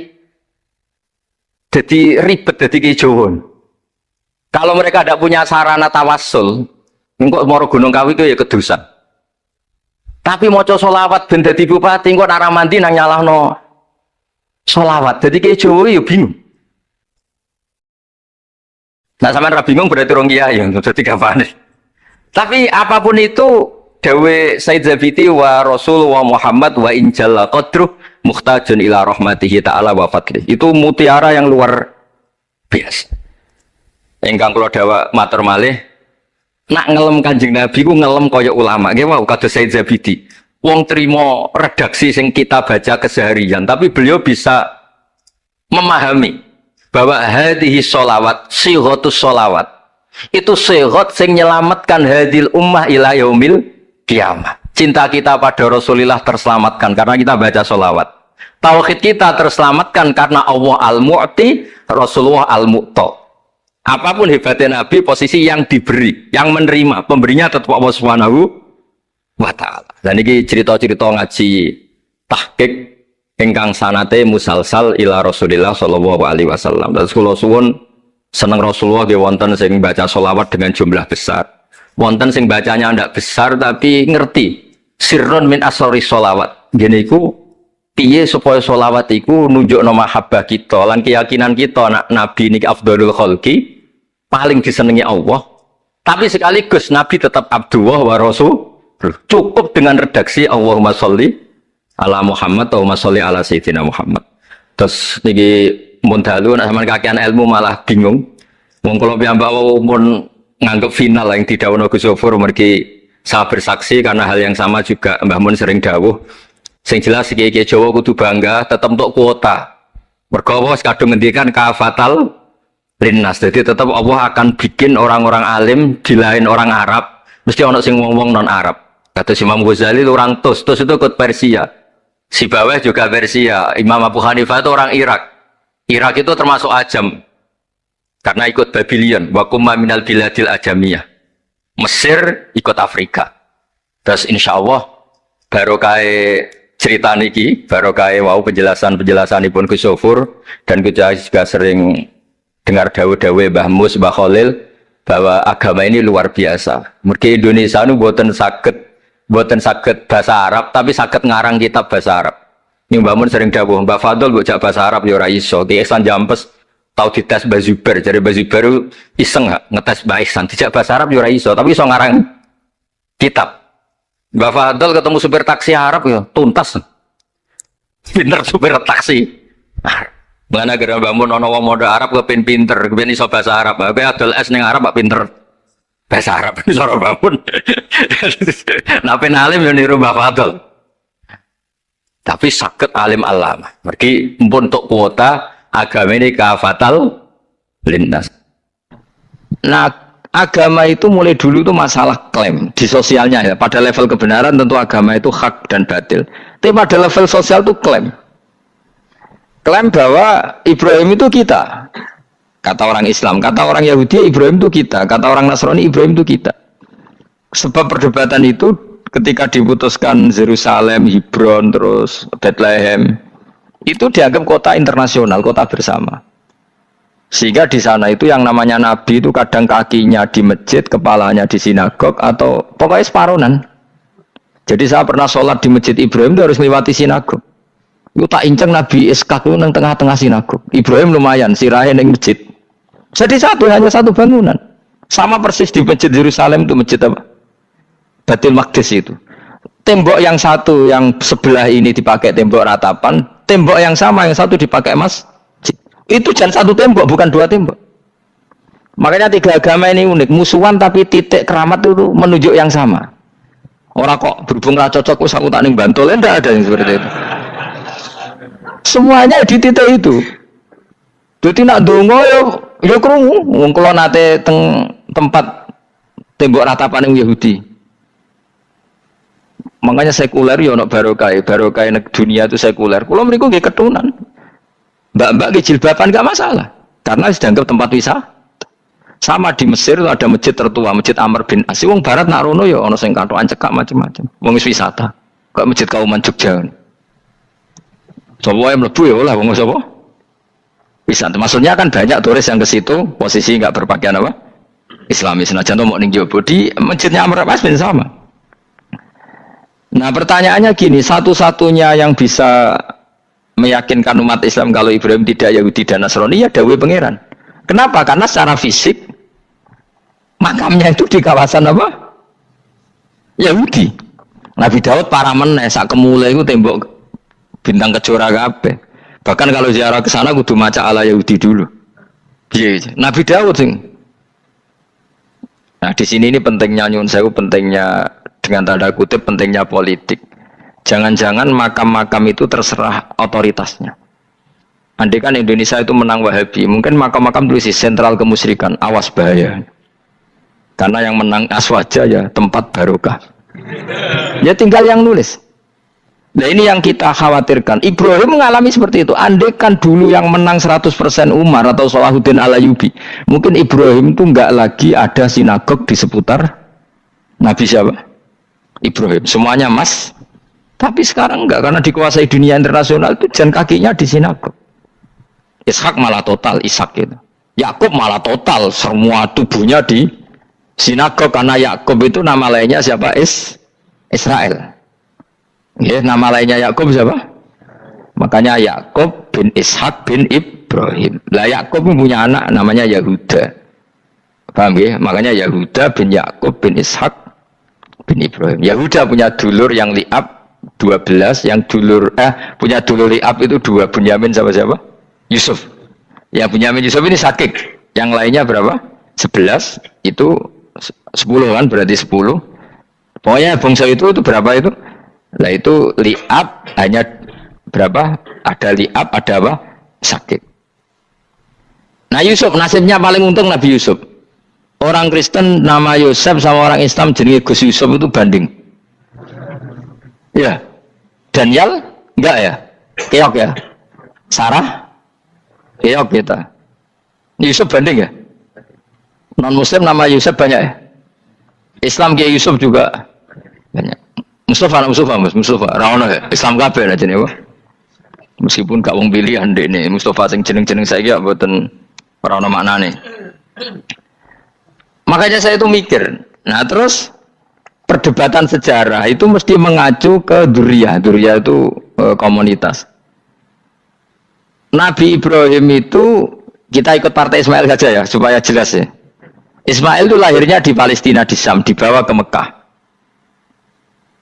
Tapi mari kula nu rodok setuju gak mari dadi utek kula niku wis rodok iku. Utek kula niku kan anut kaul sing paling aqua. Sampean anut sing tahu krungu pertama kan angel dadi sambung. Tapi sudahlah saya tak kompromi saja ikut siapa? Ismail. Ismail itu kemudian ketika Islam, saya ulang lagi, ketika Islam mengklaim juga agama Ibrahim, itu orang Yahudi mencibir. Kamu kok bilang agama Ibrahim itu alasannya apa? Kita ini yang ikut Ibrahim, kata orang Yahudi, karena kita orang Palestina, kita orang Yerusalem. Terus Nabi Muhammad memberi penjelasannya, tentu diajari Allah, Ibrahim itu pernah hidup di Mekah. Buktinya fihi ayatum bayinatum maqamu, jejak kakinya di situ, jejak kesejarahnya di situ, yaitu istrinya pernah dibawa ke Safa dan Marwah, yaitu peristiwa Hajar nyari apa? Air. Lalu Ibrahim dan Hajar ini punya anak namanya siapa? Ismail, dan itu namanya Abul Arab. Jadi Abul Arab itu Ismail. Bukan Ibrahim. Kenapa kok tidak Ibrahim? Karena Ibrahim juga Abu Syam. Ibrahim masih milik bersama. Yang mulai benar-benar hidup di Mekah itu siapa? Ismail. Maka dulu perdebatan antar para peneliti agama, itu lalu Adnan itu siapa? Makanya terus diputuskan wa adnanu bila roibin inda dzawil ulumin nasabiyah ila dzabihi Ismaila nisbatuhu wa muntama. Lalu pertanyaannya, orang Yahudi yang di Palestina tetap mengklaim kalau mereka turunan siapa? Ibrahim, dan menduga Ibrahim adalah Yahudi. Islam darani Ibrahim Islam. Ya sudah seperti itu tuh nasib agama, akan begitu terus ila yaumil qiyamah. Kita tentu iman status Ibrahim, maka anak Ibrahimu Yahudiyah wala Nasraniyah. Nah, kenapa harus Quran ngendikan? Karena secara fisik atribut Ibrahim itu sekarang makomnya itu dikuasai Yahudi, akhirnya dikuasai Israel akhirnya juga. Jadi gampangannya ini loh. Umpama Nabi Ibrahim di makom ning Indonesia terus dikemuli ayat kursi kan aman. Paham tuh kita, angel temen terang kowe. Mesti diarani Islam. Lah tapi di makom ning Israel dikemuli bintang kejora. Paham ya? Maka mau tidak mau tetap ada perebutan otoritas politik. Makanya di sini ini Sayyidina Umar ngotot kepengen nalukno Romawi. Maksudnya Romawi sing nguasai Palestina. Tenan kasil. Akhirnya Nabi Ibrahim total ning masjid. Ngalin kono jenenge Masjid Umar. Mergo sing naklukno awal sedurunge Salahuddin Al-Ayyubi sinten? Tapi gak suwe kalahne wong Islam. Lagi menangne Rasulullahuddin apa? Terus kalah meneh, terus saiki dadi kota modern nih. Dikelola secara internasional, dianggap kota tiga nopo agama. Ya wes. Nah kita is ngimani Quran wae ora usah ndelok bukti fisik. Mergo nek bukti fisik iku beberapa nabi makome ning Israel sing status notabene niku Yahudi. Lalu Yahudi itu apa? Awas gen ora anut aku. Wis aku pinter lah sementara anut aku. Karena ini sekali salah itu fatal. Yahudi itu siapa? Yahudi itu nama agama, apa nama marga, apa nama sekte. Terus orang tuh gak tahu mikir meneh, dikira Yahudi itu nama agama, apa nama sekte. Isra roh Gus ra tau mikir, ya wis ora roh enak. Dadi Yahudi iku jeneng wong iku Yahuda bin Yakub bin Ishak bin Ibrahim. Lalu nama ini ya tetap tauhid. Tapi pertanyaannya, apapun tauhid kamu tetap akan disalahpahami oleh penulis sejarah. Maka sejarah itu sekali sing nulis salah, tetap selawase korbane yo salah. Misalnya kok Siti Jenar, kita kan tidak pernah tahu Siti Jenar persisnya piye. Kabeh nulis misalnya dekne wahdatil wujud, akhirnya dekne tersangka wahdatil wujud manunggaling kawula Gusti. Tapi ada juga penggemar Siti Jenar. Siti Jenar udah diwali, wali songo hasud. Barang dipateni wangi, ben ketok elek digenti asu. Dadi sing ketok elek wali songo ning versi penggemar Siti Jenar. Aku lah termasuk turunan Sunan Kudus ning catatan. Iku ya paling mangkel mbek ketoprak. Perkara men kalah mbek Saridin ceritane. Sajane ya mangkel, tapi sing gawe ketoprak tau sowan aku. Tak takoki lho kowe gawe ketoprak ngono piye iki mergawi Gus ora ono hubungane bener apa salah ya. Bar sih. Ini cerita Saridin kali Sunan Kudus sampean kalah. Berarti ini buyutku cah ketok luwih kondang. Ya sudah seperti itu. Nah, khawatir kita kalau kita sudah ada hafal Quran, ada hafal hadis, nanti orang nulis sejarah itu seenak-enaknya. Makanya nyuwun sewu kados orang yang tidak ahli sunnah kan nggawe film gambarane Umar nyiksa Sayyidah Fatimah. Akhirnya ada orang yang benci siapa? Umar. Tentu kita nggak percaya itu. Kita lebih percaya kalau Umar sangat menghormati Sayyidah siapa? Fatimah, Sayyidah Aisyah dan sebagainya. Nah, makanya hati-hati baca sejarah itu di sini. Karena sudah seperti itu. Dulu kita kerepotan kan memasukkan Kahar Mudzakkir jadi pahlawan apa? Nasional. Karena ada yang cerita ini dulu pernah ikut apa itu dan macam-macam. Kita sering kesulitan melacak sejarah. Oke lah kalau, nah bayangkan kalau itu sejarah Nabi. Agama satu bilang Ibrahim Yahudi, agama satu bilang apa? Nasrani. Tapi Allah itu maha kuasa. Orang itu kalau salah mesti keterucute iku elek.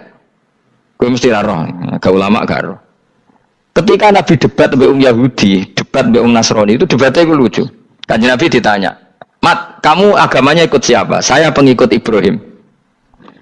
Lah wong Yahudi ku yo padahal pinter-pintere wong Yahudi wis kadung bakat cerdas. Tapi musuh-musuh pangeran tetap kalah.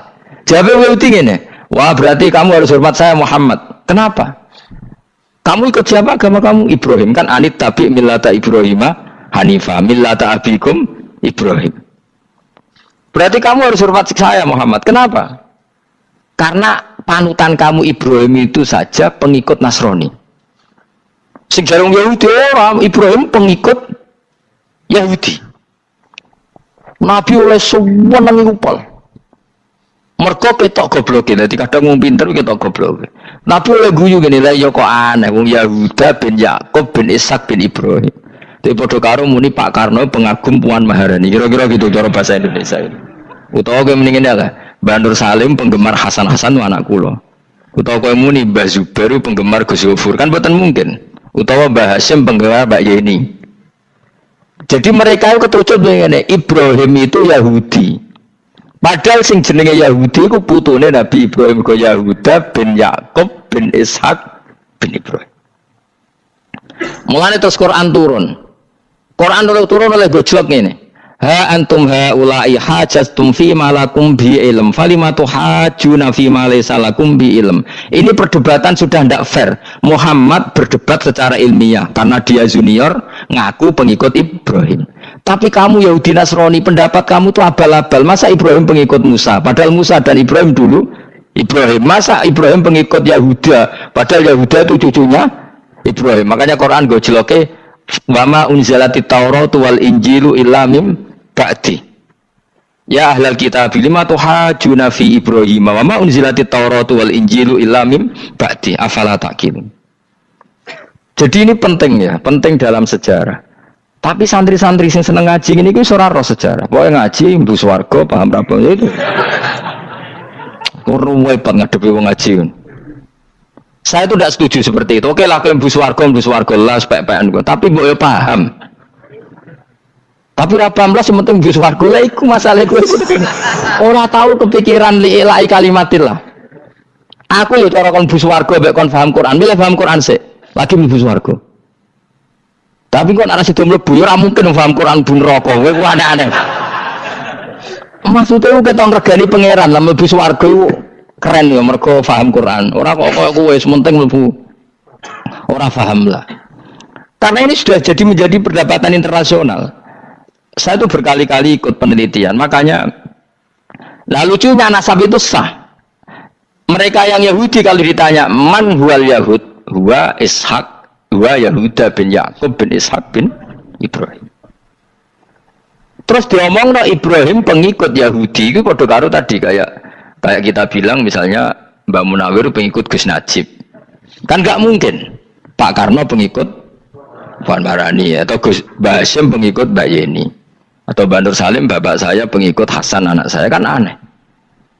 Sehingga pangeran oleh gojlok gitu. Ha antum haula'i hajastum fi ma lakum bi ilm. Mereka ini sudah siap berdebat secara ilmiah. Falimatu hajuna fi ma laysa lakum bi ilm. Tapi saya iki pecintane Kanjeng Nabi ku rata-rata iku ora pinter. Penting selawatan berjanji buanter. Nak diarani bid'ah ngamuk wis ngono terus kegiatan. Lah sing diarani bid'ah padha dene wong selawatan iku tareh kok di. Kadang-kadang yo bingung. Wis sama dibak berjanji cara mbok terjemah ra ngarah diarani bid'ah. Lah bid'ah ning ndi wong walam matamma min hamlihi syahrani ala masyuril aqwalil marwiyatu fiya bil madinati Abu Abdullah, ketika Nabi kandungannya umur 2 bulan bapaknya mati. Terus itu kan tareh. Gara-gara diwaca bahasa Arab terus koyo mantra. Lah akhirnya diarani bid. Sing maca padha ora paham, akhir Allah, ya Allah. As padha dene aku repot pisan. Pusing aku mikir berarti. Ayo kowe ngono ta ora kelakuanmu itu. Sing biasa mau tulis bahasa Indonesia, kok terus ketara gak Wulida maktunan biadil inaya makuhlan terus ya sudah ya biasa aja tareh. Ya kan tareh terus ketika Said Abdullah kenapa meninggal di Abwa? wa kana qad ijtaza bi akhwalihi bani adi min at-taifatin jariyah fama kasafihim syahron saqiman yu'anu nasukmahu wa syakwa. Kenapa Abdullah meninggalnya di Abwa? Abwa itu kawasan Yasrib karena Abdullah sedang menjenguk keluarga besar dari ibunya. Keluarga besar dari ibunya, istrinya Abdul Muthalib itu orang Yasrib. Nah pas di sana di Bani Najjar sakit, terus kapun, terus bid'ah ning ndi wong iku sejarah. Tapi mbok maca bahasa Arab, kowe maca koyo historis Allah terus ngono wae. Ya akhirnya wong kan darani iku mantra. Mana aku nak takoki wong sing bener ndi, wis padha ora bener ya. Terus sing bener sapa sing ngalim? Wis kowe sak ngalim bener. Ya ora ngono padha benere wae. Wong sing ngritik ku krungune mantra, sing maca bos pusing ngomong terangno kowe. Nah, problemnya agama itu seperti itu. Yang diikuti orang banyak. Itu di makamnya Nabi Dawud itu ya sudah wiridan ala Yahudi. Sama sekali. Saya sampai nangisi Nabi Dawud. Karena makamnya itu total dirawat ala mereka. Jogja juga ngalami gitu, Jakarta, Rembang nanti juga ngalamin gitu. Banyak raja itu wali, tapi waris-warisnya sudah nyuwun sewu orang abangan, terus misalnya dikasih sesajen. Orang ono yasine tapi mau sesajene mau apa kalau makamnya memutuskan seperti itu, penjaga makamnya itu. Mana kena ada di wali, tunggu anak putumu, muridmu wali, nak orang repot, guri-guri tiga sajen. Itu di Gunung Kawi itu ada makam santri, tapi itu gue sugihan biasa sih. Gue rugi nangis tenan. Banyak seperti itu, nggak usah ditua banyak. Nah, lalu makam itu terserah siapa bertanya, terserah yang rumah atau terserah statusnya zaman dulu. Nah, karena yang rumat itu berafiliasi ke Yahudi, terus mengklaim Ibrahim itu, maka Quran harus menerangkan maka anak Ibrahim Yahudi wala Nasrani, karena secara artefak, secara kesejarahan fisik itu sekarang dikuasai Yahudi. Jadi repot. Ya tapi itu ya sudah. Makanya kita kembali ke Quran dengan cerita tadi. Ibrahim tetap Abul Anbiya. Ibrahim tetap Muslim. Buktinya punya peninggalan Ka'bah. Nah, Ka'bah ini harus kita jaga. Ketika Ibrahim kita katakan ninggali Ka'bah, ternyata Ka'bah di situ sentral tauhid. Antahhiru baita lit-thaifina wal akifina waruka'is sujud. Ketika Ka'bah jadi sentral tauhid, maka kita akan mengatakan peninggalan Ibrahim pasti tauhid. Makanya Nabi marah besar ketika Ka'bah ada berhala banyak. Andai kan nggak dihapus oleh Nabi, maka berhala itu pun dianggap peninggalan Ibrahim. Dong tau nih? Dong tenan. Ya pinter nih, jadi maju lah. Mulane kowe aja geman ndonga saleh dhewe, ora cukup. Saleh saiki ora cukup, kudu ditopang saleh anakmu, saleh putumu. Apa artinya kita sekarang saleh kalau anak cucu kita tidak saleh? Pasti sejarah dibalik. Dan itu kalau dibalik yang meluruskan siapa coba? Ya coba yang bisa menjawab siapa coba? Misalnya soben terus ya sudah ditulis kacau lah kacau. Saya tidak bisa bayangkan. Makanya Nabi Isa, Quran menjelaskan Nabi Isa sebanyak itu. Karena sudah dikira oleh orang yang salah kalau Isa itu anak Tuhan. Sampai Quran jelaskan Isa itu begini. Soal tidak punya bapak, saya ini Tuhan, kata Allah. Gawe tanpa bapak mbok wae iso ya iku Adam, kok gawe tanpa bapak kowe geger terus aku mbok anggap bapak iku piye jare pikir. Sampai seperti itu. Karena wis kadung darane keliru, dadi mau ndak mau Quran kudu nerangno. Ibrahim juga gitu, wis kadung diaku kubu sebelah nak dekne iku Yahudi. Nasrani yo ngakoni. Akhirnya Nabi debat terbuka. Lah debat itu nek kakuati kudu adu pasut. Lah repote umat Nabi sing ra keramat wis akeh yo repot. Masyhur ada orang Nasrani, orang Yahudi. Ya sudah Muhammad, kalau kita debat ilmiah oke, Anda menang dalam debat ilmiah. Tapi kita buktikan bahwa kita ini agama samawi. Kita debat pakai langit, sing kalah kena laknat, sing kalah kena adab. Cara Madura sumpah pocong. Nabi yo cari Nabi. Masyhur itu. Faman hajjaka fihi min ba'di ma ja'aka minal ilmi faqul ta'alu nadu abna'ana wa abna'akum wa nisa'ana wa nisa'akum wa anfusana wa anfusakum thumma nabtahil fanaj'al la'natallahi 'alal kadhibin. Nabi dijak mubalah. Oh ya oke, kita mubalah. Nabi nimbali Hasan Husain. Cucu kesayangannya dipanggil Hasan Husain. Putri kesayangannya Sayyidah Fatimah dipanggil. Terus jari Kanjeng Nabi, saya berani adu pasut, taruhannya saya, anak cucu saya. Wong Nasrani mikir, wih, adu pasut anake dijak putune dijak mesti bener e. Mergo wonge paling kuwatir nak anake mati putri mati, orang cerita bojo ning bab iku. Bojo ora melok kuwi ora ora. Mulane kula termasuk kiai sing jarang lunga mbek bojo-bojo. Sakjane sering ora tau mlebu. Tapi kiai-kiai haji ya mbek bojo, umrah mbek bojo. Kula niku ya rada iskal. Jebule bareng tak takono sing dhuwit sing wedok. Ya wis nak ngono wis kejawab ya wis anjen sing dhuwit sing wedok. Ya wis nak ngono fair apa? Riyen bapak kula kaji ya dhewean, bojo kula kaji ya dhewean, kula ya kaji dhewean, tapi aja tiru. Kamu ndak sekeramat saya dadi. Kula nggih setuju sing gruduk wong loro karena ternyata tadi sing duwe dhuwit sing beda. Ya wis sesuai meneh. Tapi dalam semua riwayat memang abna ana itu Hasan Husain, Nisa itu Fatimah. Memang Nabi enggak ngajak istrinya. Nabi itu unik dalam banyak hal itu memang ya Hasan Husain sama Sayyidah Fatimah. Kenapa istri itu kadang nggak dilibatkan? Memang nggak seru, seru anak. Orang itu lebih menyayangi anak, toh nyowo coro Jawa. Bareng Nabi keluar, orang-orang Nasrani bilang ini wajah-wajah yang setiap mengetuk langit pasti disembadani. Terus mereka mundur, nggak jadi apa mubahalah, minta mubahalah ini dibatalkan. Berarti Nabi itu debat 2 kali. Secara ilmiah ya pernah, yaitu membuktikan kalau Ibrahim adalah pernah berdomisili di Mekah. Sehingga Nabi mengklaim sebagai turunan Nabi Ibrahim. Mereka tanya buktinya apa? Terus fihi ayatum bainatum maqamu Ibrahim. Orang-orang Yahudi Nasrani ditanya, itu apa? Jejaknya itu jejak Ibrahim. Mereka ngakui kalau Ibrahim pernah di Mekah. Artinya kalau pernah di Mekah zaman dulu kan nggak ada pesawat, nggak ada, mesti domisilinya lama. Dan itu artinya punya anak turun yang hidup di Mekah, yaitu lewat Ismail. Bukti kedua tadi, sa'i. Sa'i baina Safa wal Marwah adalah mengenang ketika Hajar mencari air. Lagi mulai perkara mbek kowe. Saiki Ismail ketika lahir iku jek digolekno banyu antarane Safa mbek Marwah. Sementara cerita Dzabih disembelih iku ning Sam. Mulane kok melok-melok lah ya. Kok melok-melok iku lha. Aja terusno, mari kepinteran wis.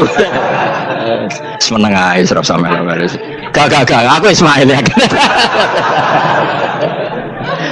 Dilatih pinter kok pintere ra kasil, sombonge tok wis sing kasil dadi. Gak jeng Ismail. Ismail wis gak. Keton nerang gitu. Tapi ki ilmiah. Ben kowe bangga de guru alim ya dadi ki ben nak gurumu gak main-main. Aku yuk krungu nak kaul aku iku Ishak tapi wis goblok ngono Ismail. Karena waman sadza finnar ora umume wong iku wis repot. Rasa diterusno dadi bukti empirik wis mengarah Ismail iku jelas uripe ning Mekah. Mergo wong Yahudi Nasrani lah ngakoni peristiwa Hajar iku ngakoni. Berarti Ismail urip teng Mekah. Akhirnya Rabi mbek suku Jurhum terus nurono Sayyid Adnan sak teruse sampai tok Kanjeng Nabi Muhammad sallallahu alaihi wasallam. Mulane dibak utawa manakib utawi napa berjanji.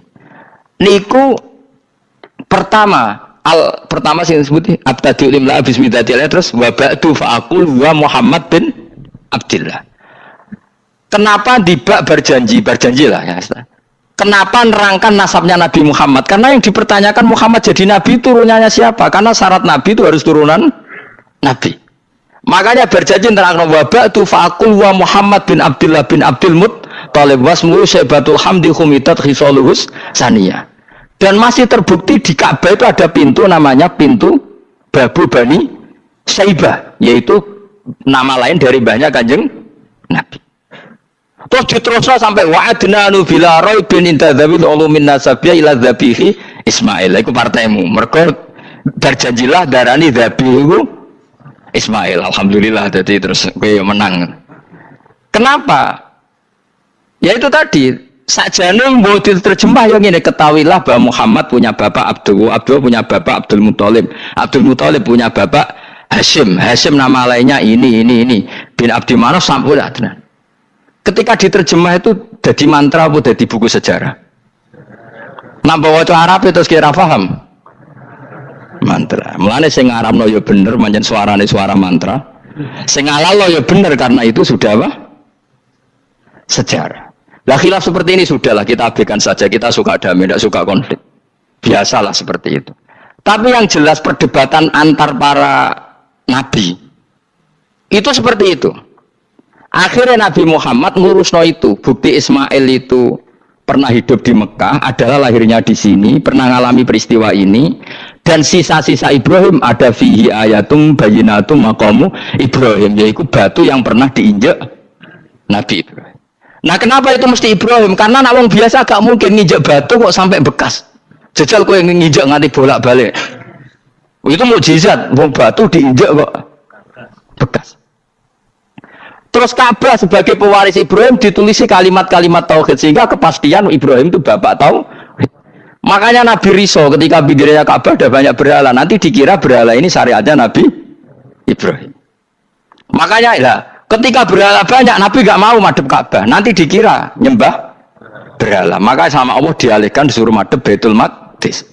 Ketika berhala dihilangkan, Nabi baru disuruh madhep Ka'bah. Jadi perdebatan ini atau ilmiah ini harus kita kaji, kita pahami. Karena kata Allah, antum haula'i hajastum fi ma lakum bi ilm falimatu hajuna fi ma laysa lakum bi ilm. Nah, iswani debat kudu datane data ilmiah. Sementara mereka darani Ibrahim pengikut Yahudi, padahal Yahudi itu putu Nabi Ibrahim, yaitu Yahuda bin Yakub bin Ishak bin Ibrahim. Mestinya kan bahasanya Yahuda pengikut Ibrahim, mau jadi wali Ibrahim pengikut. Lah Nabi benar ketika takoi Muhammad kamu ikut siapa? Saya ikut Ibrahim. Kan normal kan? Kalau junior ikut, mereka enggak.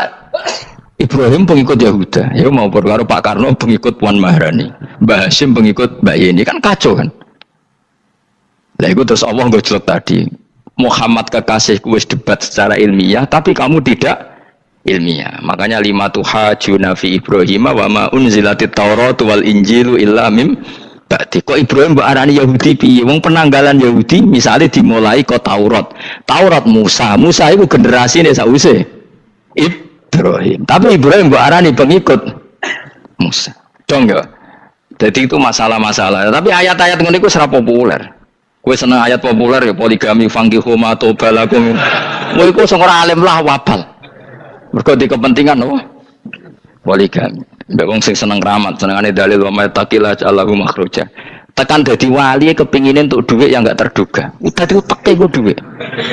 Padahal syarat saya wali ku ora pati seneng duit. Tapi kepen dadi wali ben oleh duit. Jadi wis kenapa menjadi wali ben wa yarzuqhu min haitsu la yahtasib. Dadi uteke wis elek. Dadi institusi wali wae duwi. Dadi nek aku wali para pangeran rezeki teko min haitsu. Mulane kira bakal dadi wali, ngerutek kemjek ngono ora bakal dadi. Ayo saiki Ismail besar. Ismail. Aku ya getun, kadang alim kadang getun. Perkarane nyulayani apa? Mainstream. Tapi cara kula ya Ismail sudah tak bilang napa? Ismail. Oh, Ismail Iska Ismail. Nak cacile kan boleh sengguri. Yang jelas bahwa Ismail atau Ishak kaulani ono pendapat loro. Ya sudah, bukan arah Ismail ya Ishak. Tapi kabeh kitab itu menjadi setuju Ishak, tapi ben go. Aku kadang ya, aduh matane wong tenan. Ya sudah, pokoknya kaulani apa? Ada dua pendapat, yaitu Ismail atau Ishak atau malah kita alime to kowe. Ada dua pendapat. Oh. Jadi kesane macane kitab akeh ngono. Gak ngerti mau hasil ngaji ke bengi. Aduh matane wong, guys. Sabar. Ismail wis ya. Sekawe Ismail. Soale malah sing nguri. Wa tarakna alaihi fil akhirin salamun ala Ibrahim. Nah kemudian Allah menitahkan Ibrahim pasti kamu dikenang secara baik. Maksudnya tadi tiga agama semuanya mengklaim Ibrahim itu bagian dari itu. Jadi semua agama mengakui siapa? Ibrahim. Lah ya mbok gedhingi koyo ngono kersane pangeran panjenengan Ibrahim diakui tiga agama kan ya repot. Nah iya kowe ra cocok Ibrahim diklaim Yahudi, diklaim Nasrani, tapi kersane Allah Ibrahim itu orang atau sosok yang dipuji tiga kan. Ya wis kersane pangeran. Ini jelas kalau bersaksi betul di Hebron itu ada makam Ibrahim, Ishak, Yakub. Yakub karena nama lainnya adalah Israel, total di sinagog. Meskipun kita tetap kita pasti yakin kalau Yakub itu nabi dan tidak ada sangkut pautnya dengan keyahudian. Maka kita statusnya mengikuti Quran saja. Kalau status artefak atau fisik itu tinggal sing gawe makom. Nggih mboten. Misalnya tadi Ibrahim karena makamnya di Israel, Israel dikuasai orang Yahudi, terus mereka tinggal saja ganti kafan ala Yahudi, dikemuli ala Yahudi, selesai. Waduh misalnya ono Zaid itu wali bora, wali tenan bora, misalnya di makam Wahabi sudah seperti itu. Hanya dikasih tanda di kepala, tidak ada jubah, tidak ada apa. Tapi kebalikannya misalnya, Ruhin mati anak putune juga kayak cungkup wali besar Ruhin ya terserah. Lah mungkin era kita masih konangan, era nice. Lho nak wali songo karuan ana buktine sejarah secara silsilah. Lah nak sing ra jelas-jelas iki. Mulane cara kula putune wali kudu alim biar urut. Lho saya itu punya catatan sampai Sunan Kudus meskipun lewat ibu. Lewat nasab ibu. Tapi supaya pentingnya tadi, saya masih punya kitab milik buyut saya ke-7 ke-8. Itu berapa coba? Berapa orang itu? Itu setiap saya buka itu langsung putus, saking lamanya kitab itu. Sehingga saya tahu itu tradisi nenek moyang saya. Enggak mungkin nenek moyang saya seneng keris, seneng jimat. Nyatanya yang goni lemari ini mau ana kitab. Mbon ana goni manane keris kan. Artinya ini penting. Ibrahim juga gitu. Ibrahim itu ngendikan dengan anak putune tinggalanku yo Ka'bah iki, sucikan Ka'bah dari kemusyrikan. Antohiro bidali taifina wal akifina war rukais sujud. Sehingga orang ingat Ka'bah itu ingat apa? Dipakai kiblatul musallin. Kiblatnya orang sholat. Lalu orang sholat itu orientasinya apa? Adalah tauhid. Berarti Ka'bah didesain untuk kiblatnya para ahli tauhid. Harus terus kita buktikan terus setiap sholat mustaqbilal kiblati dan saat sholat kita melakukan tauhid. Jadi terus sejarah berkesinam. Tapi andaikan sejarah pelakunya salah ketika Ka'bah dikuasai Abu Jahal Abu Lahab kemudian didesain pinggirnya Al-Ata dan Uz, maka seakan-akan Ka'bah jadi sentral kemusyrikan. Makanya ini penting. Jadi lalu sejarah ini gimana? Ya terserah pengelolanya kan. Mulane wali urip iku mesti didongakno wali mati. Mergo sing iso njaga khazanah iku wali urip. Paham sing kula maksud? Jadi ojo bayangno Mekah iku sok ben kalah. Nek Mekah kalah terus Ka'bah dikuasai Abu Jahal CS misalnya. Sing jenis maksudnya. Ora Abu Jahal tangi meneh mboten malah repot kabeh. Nah di sini ini pentingnya Quran. Alhamdulillah wong Islam diwarisi oleh Allah Quran, kitab la yatabaddal wa la yataghayyar. Kitab yang enggak akan rubah, yang enggak ada matinya. Sehingga suatu saat misalnya Ka'bah kok pinggirnya berhala, kita tetap nganggep itu tradisi yang salah. Mergo sing jenenge Ka'bah iku antohira bidali taifina wal akifina war rukais sujud. Ka'bah adalah tempat yang harus steril dari salah guna, dinggo kemus kan. Jadi barokah Quran sebagai teks yang enggak hilang, kalau suatu saat ada perubahan tidak seperti yang kita saksikan sekarang, kita ngikuti Quran. Misalnya Ibrahim, senajan makamnya di sinagog misalnya, Yakub makamnya di sinagog, kita tetap yakin mereka adalah ahli tauhid. Nabi Dawud yang diklaim sebagai King Dawud, King David, makamnya di Israel, terus diatributi ala Yahudi, kita tetap yakin huwa nabiyun, beliau adalah nabi beragama tauhid. Berdasar apa? Ya berdasar penjelasan Al-Quran. Kalau berdasar empirik artifak ya terserah yang bikin. Dan ini ya. Di mulane kowe sing syukur ngaji sampai roh kaul loro Ishak Ismail wis ya sapa to sing mesti Ishak Ismail mau baru Ismail gak konsisten ben kok supaya anut wong akeh jangan anut wong akeh wis ngene padha ora roe wa tarakna abqaina ali fil akhirin sanan pengalaman hasanan kang bagus salamun te keselamatan minna sanging kita maksudnya sanging Allah ala Ibrahim ngatasi Ibrahim kadhalika mengkon-mengkon kabeh kama jazina kaya malas ingsun ing kabeh naji malas ingsun al muhsinina ing pira-pira wong sing nglakoni kaapian li anfusi maring awak dhewe ne wong akeh. Jadi orang dimulai melakukan kebaikan pada dirinya sendiri. Kalau dia baik pasti apa? Orang lain merasa kebaikan.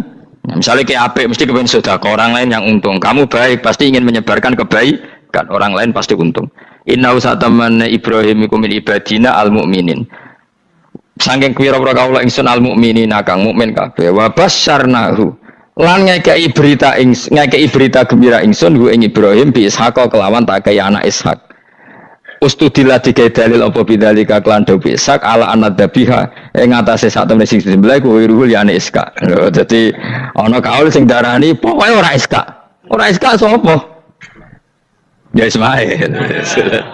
Jadi Imam Suyuti ngotot Ismail, sing nyarai Jalalain Imam Sawi ngotot Iska. Iki partai Jalalain apa Sawi? Lu Jalalain kaose kadung kaos Jalalain dulu. Yes pokoknya Nara Ibrahim kan agak Ismail ya. Iska tidak mungkin yang lain iku wae sing ngono ae kok ribet. Sing jelas niku ana sing disembelih. Jenenge Nara Ibrahim, sapa? Ishak, Ismail. Sing nyembelih jelas Ibrahim, nanti ku jelas. Aduh. Repot. Jadi wong alim dadak. Kula nate maca mobil mangkel nganti saiki. Susah dadi wong waras, tangan-tangan kok. Ya ono bener e. Lah wong gendeng ora tau mikir. Jadi aku tahu dendam mbek tulisan mobil mesti tok-tok. Gelem ra gelem kan maca ning ngarepe. Susah dadi wong waras. Aku pertama eskal. Niku waras kok susah. Tanganan iya wong gendeng kan gak tau mikir. Mulane kena susah berarti waras. Nak ora tau mikir berarti.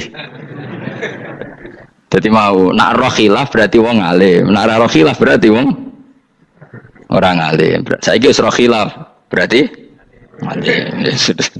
Masa Rasulullah jadi nabi itu 23 tahun. Terus sampean ingin ngaji paham dalam 1 jam, itu keangkuhan.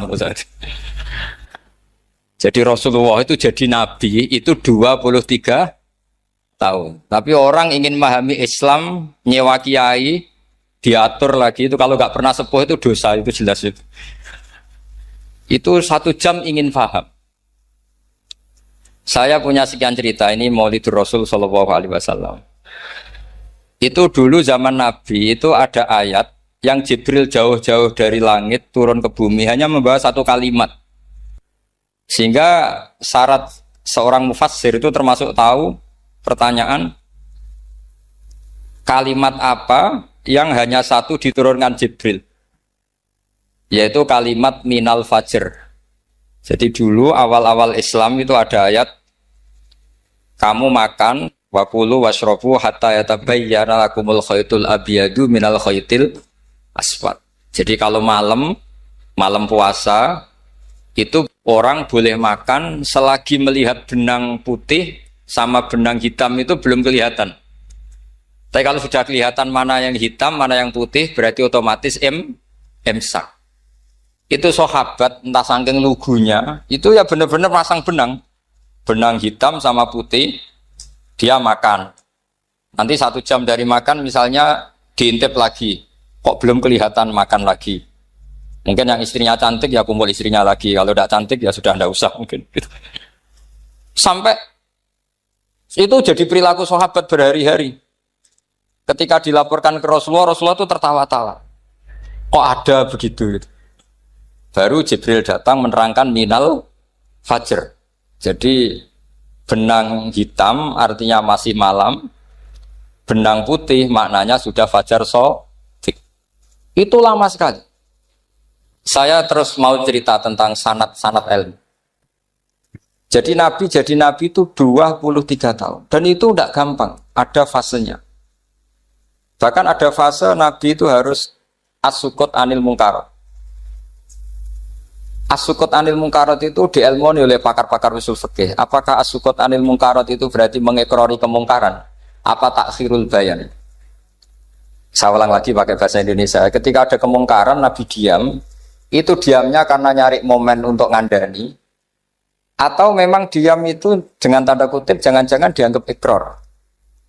Makanya ulama usul fikih itu berdebat. Diamnya Nabi ketika melihat kemungkaran di awal Islam itu karena ada mahwa aham, ada yang lebih penting yaitu menerangkan tauhid. Atau takut itu menjadi satu momok bagi mereka karena Nabi dianggap coro Jawa itu dianggap kecangkeman, sidik-sidik ngeloroi. Nah, perdebatan ulama dalam seperti ini itu penting sekali karena nanti menjadi satu rumus ilmu. Saya berkali-kali berpikir gini, misalnya Anda punya keponakan atau punya anak pacaran. Ada Pak D yang keras sekali, mesti marah. Itu nanti ponakannya nggak sempat dikandani karena main saja nggak berani, mesti Pak D itu marah. Karena ini Islam garis keras atau garis lurus atau apa nggak tahu. Pokoknya punya garis. Terus ada kelompok Islam yang nggak punya garis, ya nggak punya karakter. Ponakane pacaran ya santai, malah kenalan pacare ponakane. Cantik kuliah podo, sehingga ponakannya merasa terjustifikasi. Berarti pacaran nggak apa-apa, wong paman saya nggak marah. Natijahnya pasti sama. Yang terlalu mudahanah, yang terlalu baik, hasilnya tidak didik sama sekali. Karena seakan-akan mengakui bahwa itu tidak apa-apa. Yang keras sekali hasilnya juga sama, nggak didik sama sekali karena dolan we rawani, kapan didiknya? Nah kira-kira seperti itu. Yang nggak mau berteman sama orang-orang maksiat juga hasilnya sama, meskipun atas nama kebenaran. Aku mau kancan nang maksiat, ngotori. Hasilnya sama, nggak mau mendidik. Tapi yang mau ngancani juga bahaya kalau terlalu keseringan karena jute aku kenal kiai iki ratu diloroi, berarti gak popo kan gitu. Nah ini PR besar dalam umat Rasulullah Shallallahu Alaihi Wasallam. Tadi saya diceritani Mbah Jamal berjuangnya di sini, nata dari kampung yang macam-macam menjadi kampung baik. Dulu saya Duki di Lasem ya gitu. Mbah Mun dulu ya sarang dihimpit 2 kampung yang masalah. Tapi lama-lama terus jadi kampung yang baik lewat tarbiyah, lewat biasa. Maka ketika kemungkaran kita biarkan, itu namanya apa? Namanya itu kalau dalam usul fikih itu takhirul bayan. Apa? Mengundurkan memberi apa? Penjelasan. Karena sekali tidak dengan definisi ini nanti takutnya dianggap al-iqrar alal mungkar, dianggap ngakui kemungkar. Nah, saya termasuk orang yang sangat usuli ya, sangat memahami Quran, hadis itu secara disiplin ilmu usul fikih. Nah, kenapa itu satu keharusan begini logikanya? Saya ulang lagi, Nabi jadi Nabi itu 23 apa? Itu yang menyokong beliau jadi nabi itu orang Nasrani dan orang Yahudi. Karena itu satu-satunya perangkat yang harus dipakai. NU belum ada, sama nggak usah GR bela nabi. NU pas itu belum ada. Maulid Nabi itu yang kangelan tuh Abu Lahab, bukan pengurus NU. Sampai sekarang dalil Maulid itu masih pakai Abu Lahab. Jadi ini ya NU itu termasuk organisasi yang luar biasa. Abu Lahab ya jadi dalil. Jadi Abu Lahab dengar kalau iparnya, Abu Lahab itu iparnya Aminah, iparnya Sayyidah siapa?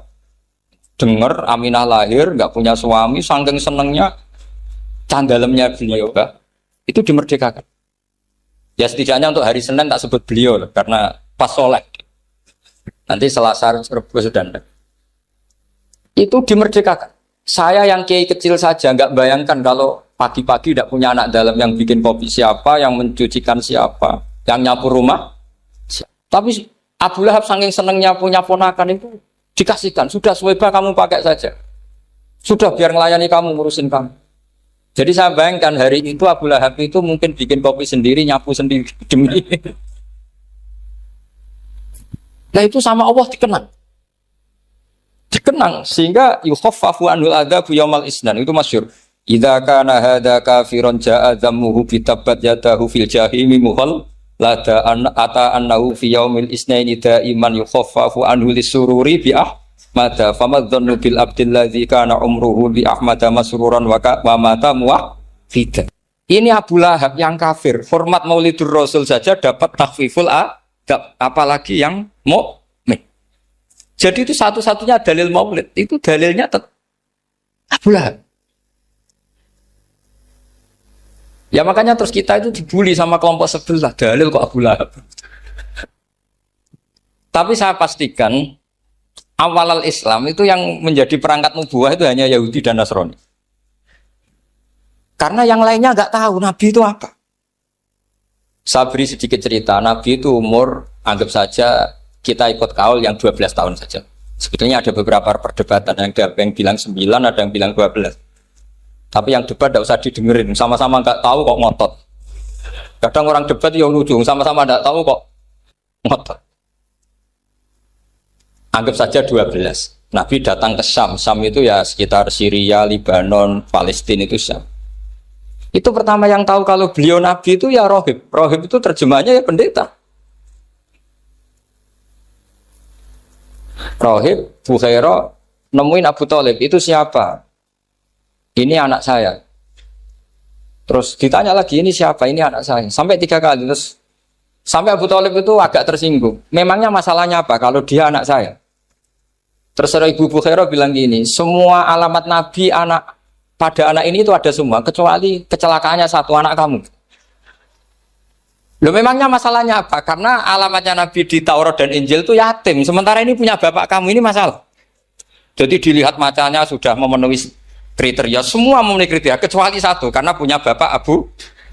Akhirnya Abu Thalib ngaku, ndak, ini dah anak saya, ponakan saya. Akhirnya diketahui kalau ini benar-benar calon Nabi. Pertama yang tahu siapa? Pendeta. Karena yang punya khazanah kitab samawi itu ya para orang Nasrani dan Yahudi.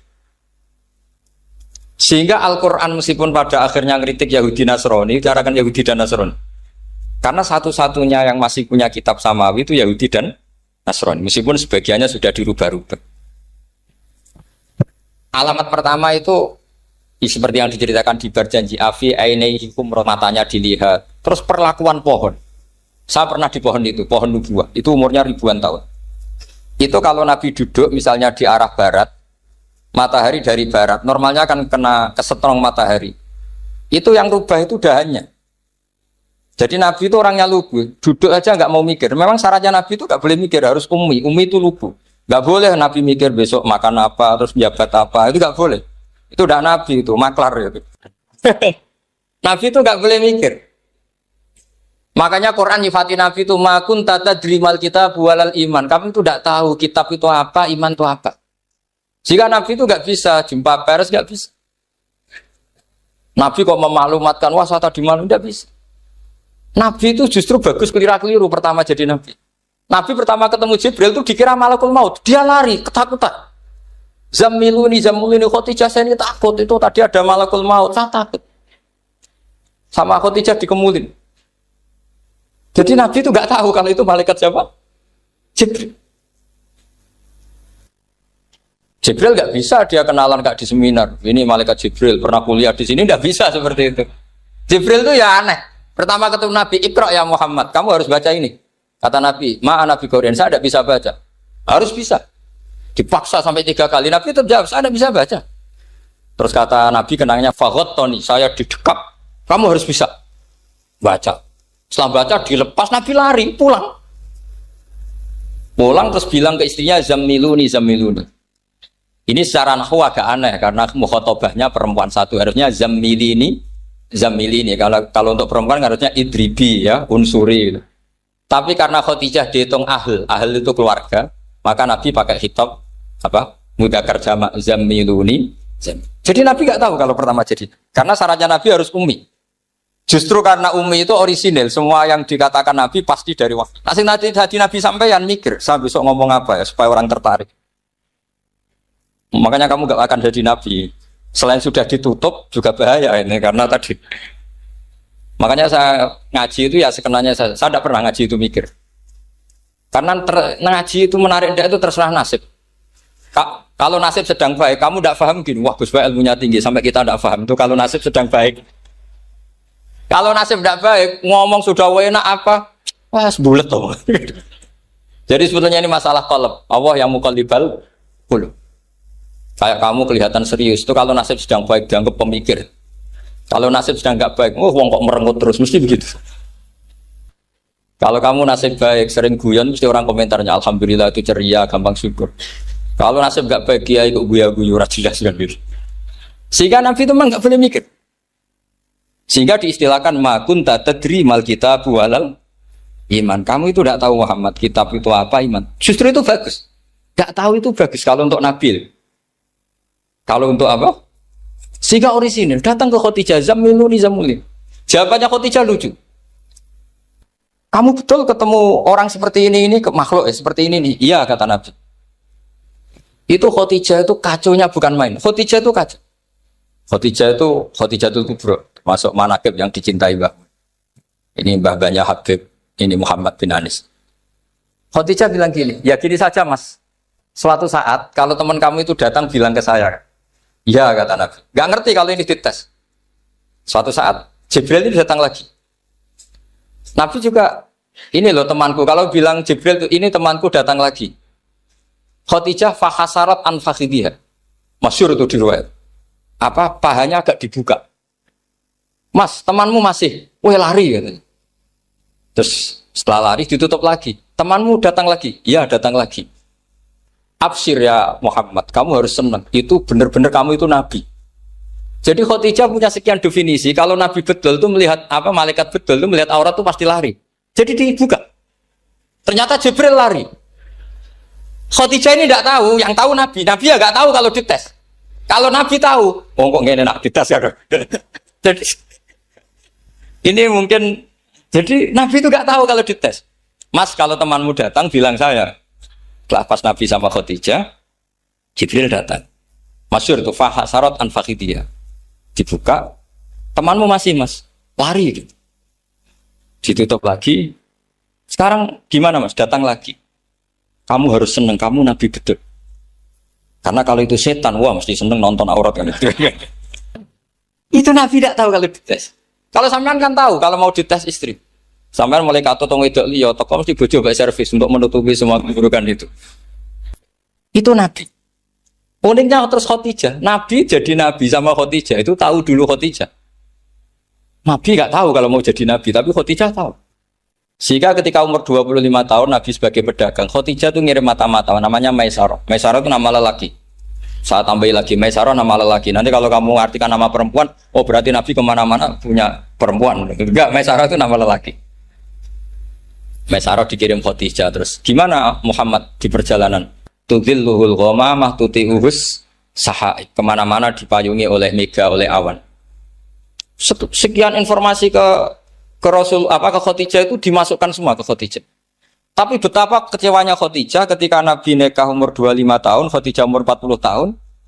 Itu kok gak jadi Nabi. Itu mulai kecewa sido jadi Nabi tahu. Makanya ketika tahun ke-40, berarti Nabi umur 40, cerita ketemu tadi Jibril, sebenarnya Nabi gak tahu itu Jibril, gak bilang Jibril. Itu Khadijah senangnya bukan main. Karena apa yang dibayangkan dia terjadi. Fawwah la yuzika wa abadan innaka la tasilur rahim wa tahmilul kalla wa taksibul maqdud wa taqridu fa wa tu'inu ala nawaibil haq.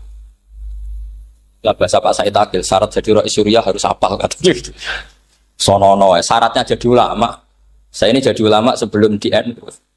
Banyak kata Mbak Mun dulu guyon kiai ono loro, ono kiai sing ning NU, berarti kiai sik lagi ning NU. Ono sing kiai NU nak gak pengurus NU ada di kiai gitu. Itu guyonannya Mbak Mun. Akhirnya Khadijah itu sempurnanya bukan main karena pernah ragu 15 tahun. Kan dari umur 25 Nabi, kemudian nggak tahu bukti berikutnya. Makanya terus ini jadi Nabi enggak. Setelah umur 40 benar-benar Nabi, paginya diajak ke Waraqah bin Naufal, masih pernah paman sama Khadijah. Ya Ami, ini Ibnu Akhika mau cerita. Terus Waraqah ini Nasrani.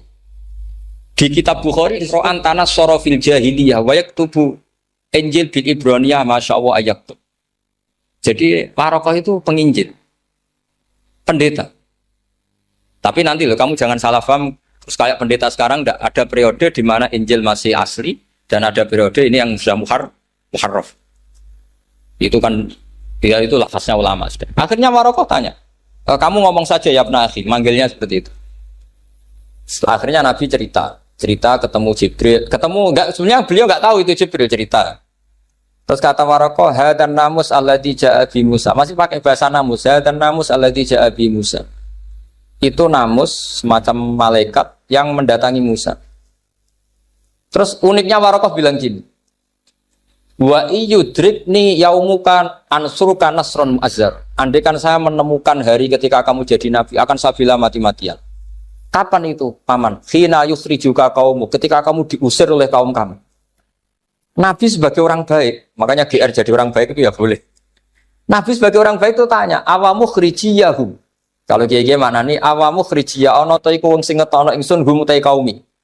Masa saya nanti diusir kaum saya? Saya ini termasuk keluarga terhormat. Perilaku saya baik. Masa saya nanti diusir?